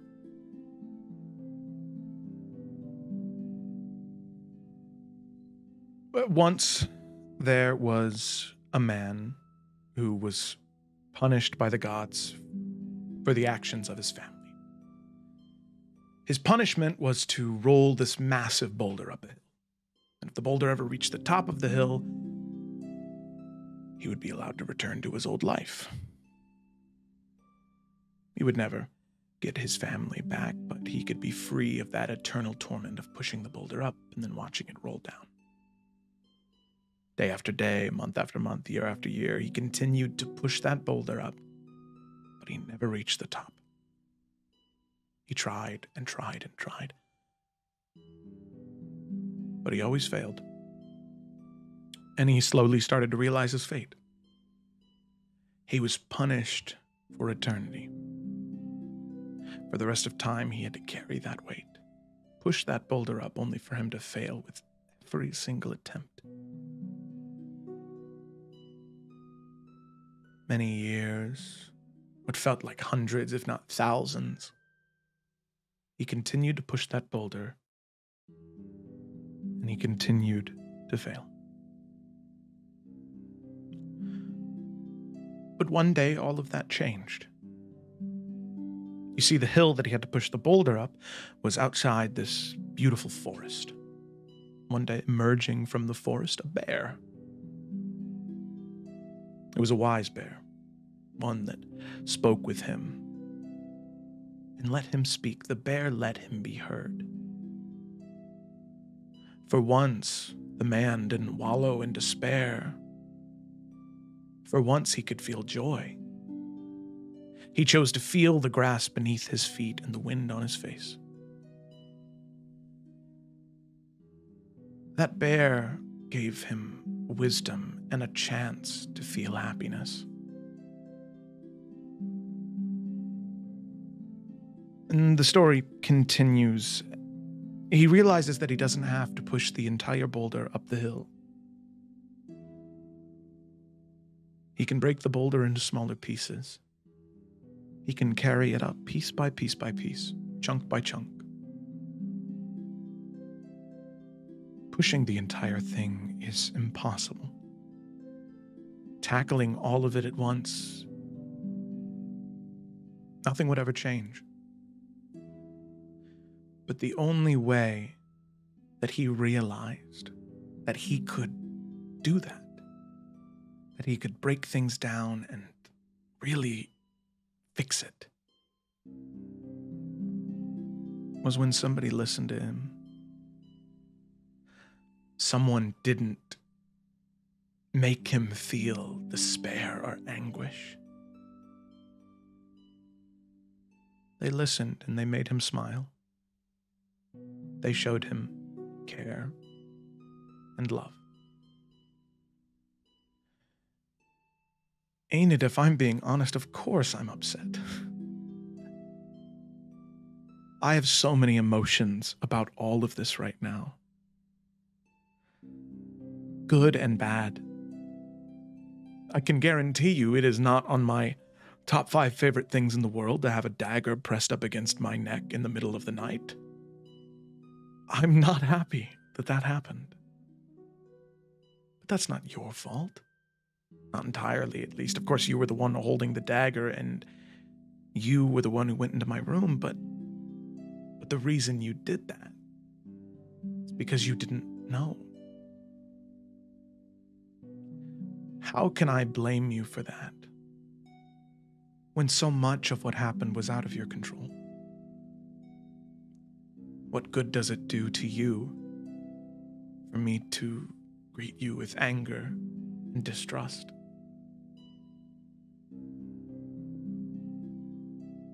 I know it sounds strange.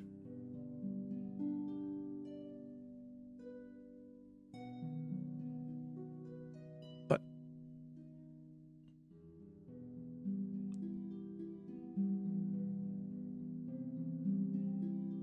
in the moment that you said who you were,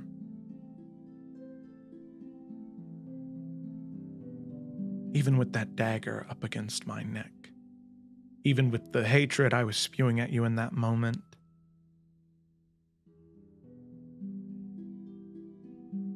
Do you want to know all I could see? All I could see was this young little girl standing next to an even smaller little boy, peeking through a windowsill, trying to see if old Basara wasn't paying any attention to the sweets on the counter. How could I be mad at that girl? How could I stay mad at that girl?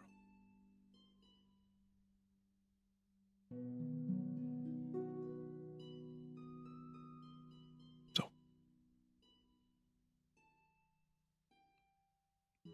I hope that answers your question.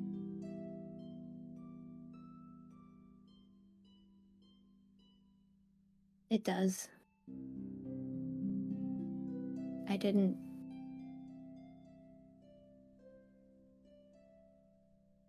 No, didn't. You all are just so welcoming and trusting, and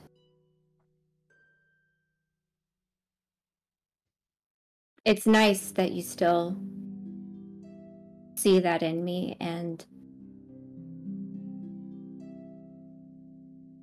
didn't assume that all the years of being apart, how much I've changed. And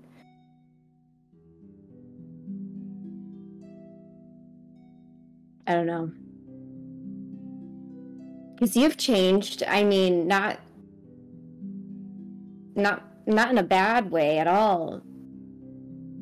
But you're different, and so I don't know. Well, with time we all change, but I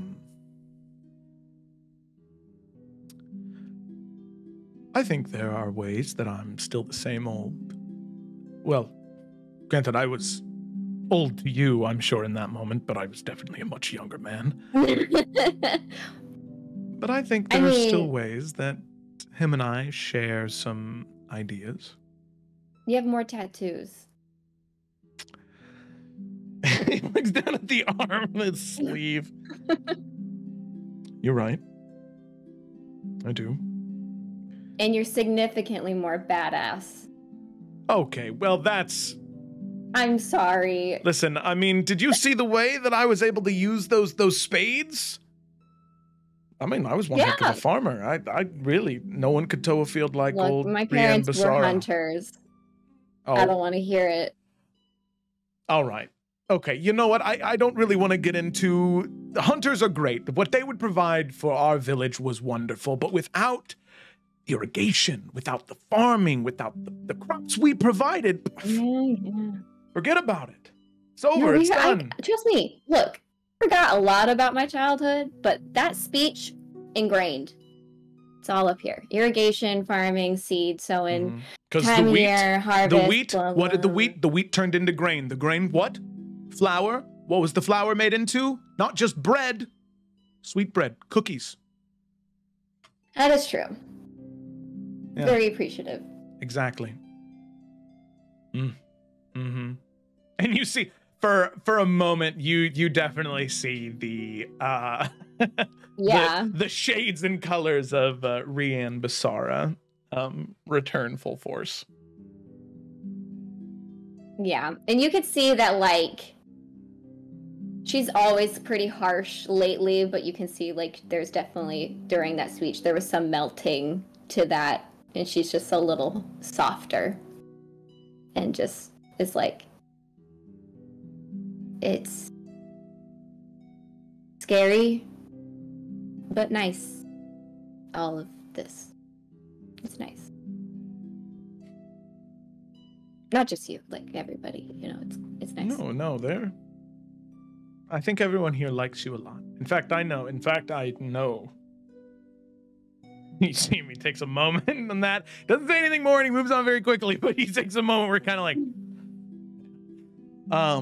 I know he's a good guy, and I mean, it's the first time you've met him, so he's chill.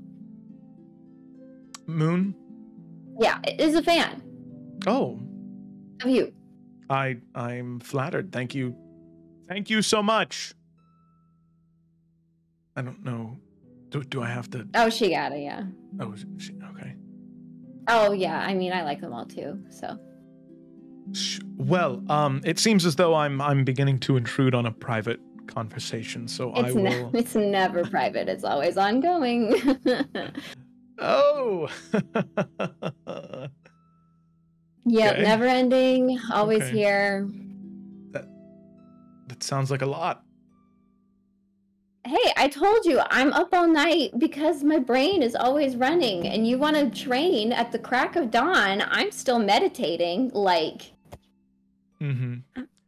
I'd wanna feel push a it little back worse. Like an hour or two? No, I'd feel a lot worse if you didn't only need 4 hours of rest and meditation. It's not, but it takes forever. Oh, well, Yeah, yes, I'm I don't know very if you'll sorry. understand. Well, You here, would how understand about- if you were how in my about- shoes. You see, he just stops and just... Okay, listen, how about this? I'll let you get to sleep now, so that way, that hour that we would have spent going back and forth sharing old stories, you can save that now, and sometime while we're training down the line, we can reminisce then. But you need to head to sleep now, so we can train in the morning. Moon won't let me get to sleep. That's the problem. Moon? Moon won't listen to you. Let her... Well, you said you were a fan. Let her You're meditate. not their boss. Well, no, it's a request. Please? All right, I'm going. I'll see you in the morning. It was nice meeting you again, Moon. All right. With that, he'll depart. So, eventually, everyone finds slumber and rest. There are no nightmares, no interruptions, maybe dreams throughout everybody, but on this night, happy. Dreams you've had in the past, or new dreams, but you wake up the next morning, long rested, still sore from the previous night, but you wake up in Shredina, hearing the seagulls cawing out of the window, feeling the fresh breeze kind of coming through the terrace into the room itself from the ocean so close. You can hear the market in the distance. And I would ask, where are the seekers heading? With nothing abruptly or needing attending to on your plate in the current moment. Yeah, I mean, I think right as we would wake up and training was finished, as everybody else wakes up, I think that Rianne would propose. I mean, we got this new sick ass keep. Whoa, dude! Whoa! Let's go to our new house. Yeah, Rianne would say, That's let's after the wedding. Yeah. Let's go to the keep Steer you in. and let's see how shitty it looks from how torn Gotta up look it is. Room inspo for Enid. Oh yeah, I need pretty that. much put together my inspo. I got it. Nice. To the keep. Hopefully the song called Home. Oh, Yeah, this works. So, the party leaves Shredina, heading out of the city. Elysius, the 26th. In the past month, the party has taken on a very infamous family, the Blackmoors, stopping a siege on the continent of Ifera, ridding the world of a horrible, hostile, and downright horrible person that is Basil's father. Heading over to the small town of Wodale that was starting to be consumed by an ever-creeping fungus, heading into the Underdark and destroying the spread of this horrible disease that seemed outworldly. Starting your adventure in Hambafort, for all of you not knowing each other, this small party adventuring together over this past month, you head out of Shredina, up through the hillside, through the forest, up the mountains to sea, up on this hill, overlooking the coastline. A fixer-upper, That's okay. but a beautiful keep. You walk up, seeing and start to walk over the bridge, hearing the rushing of water underneath you as this waterfall dips into the coastline. You can see birds kind of flying overhead. You all look up to the door. Who has the key? Gideon does. Gideon, you walk up to the door, place the key inside of this large double door. With the help of everybody, as the door is a little bit jammed, you push. Some dust and dirt flying up in the air. Waving it away, you look in front of you. A large courtyard that leads into a large keep. You look around. There is, as this door opens and you walk into the courtyard, a flock of birds fly up into the air. You see an area where a large tree would be. You see your home. After a month, you have gained your own keep here, your own home within Isvaria. Stormhold Keep. And that is where we're going to end the session. Woo! Woo! Thank you for watching. Thank you for joining us, staying with us from Mind Flayers to a hopeful new start. Welcome to the beginning of the second real chapter of this campaign. Woo! When we come back, the party will be on a month long of downtime. And I will be talking to each of you to figure out what exactly your characters want to do and accomplish within that month. But nice. We'll see you next time on that. Joe? All right. Thanks for watching, everybody. Hope you enjoyed. Be sure to tune in on Saturday.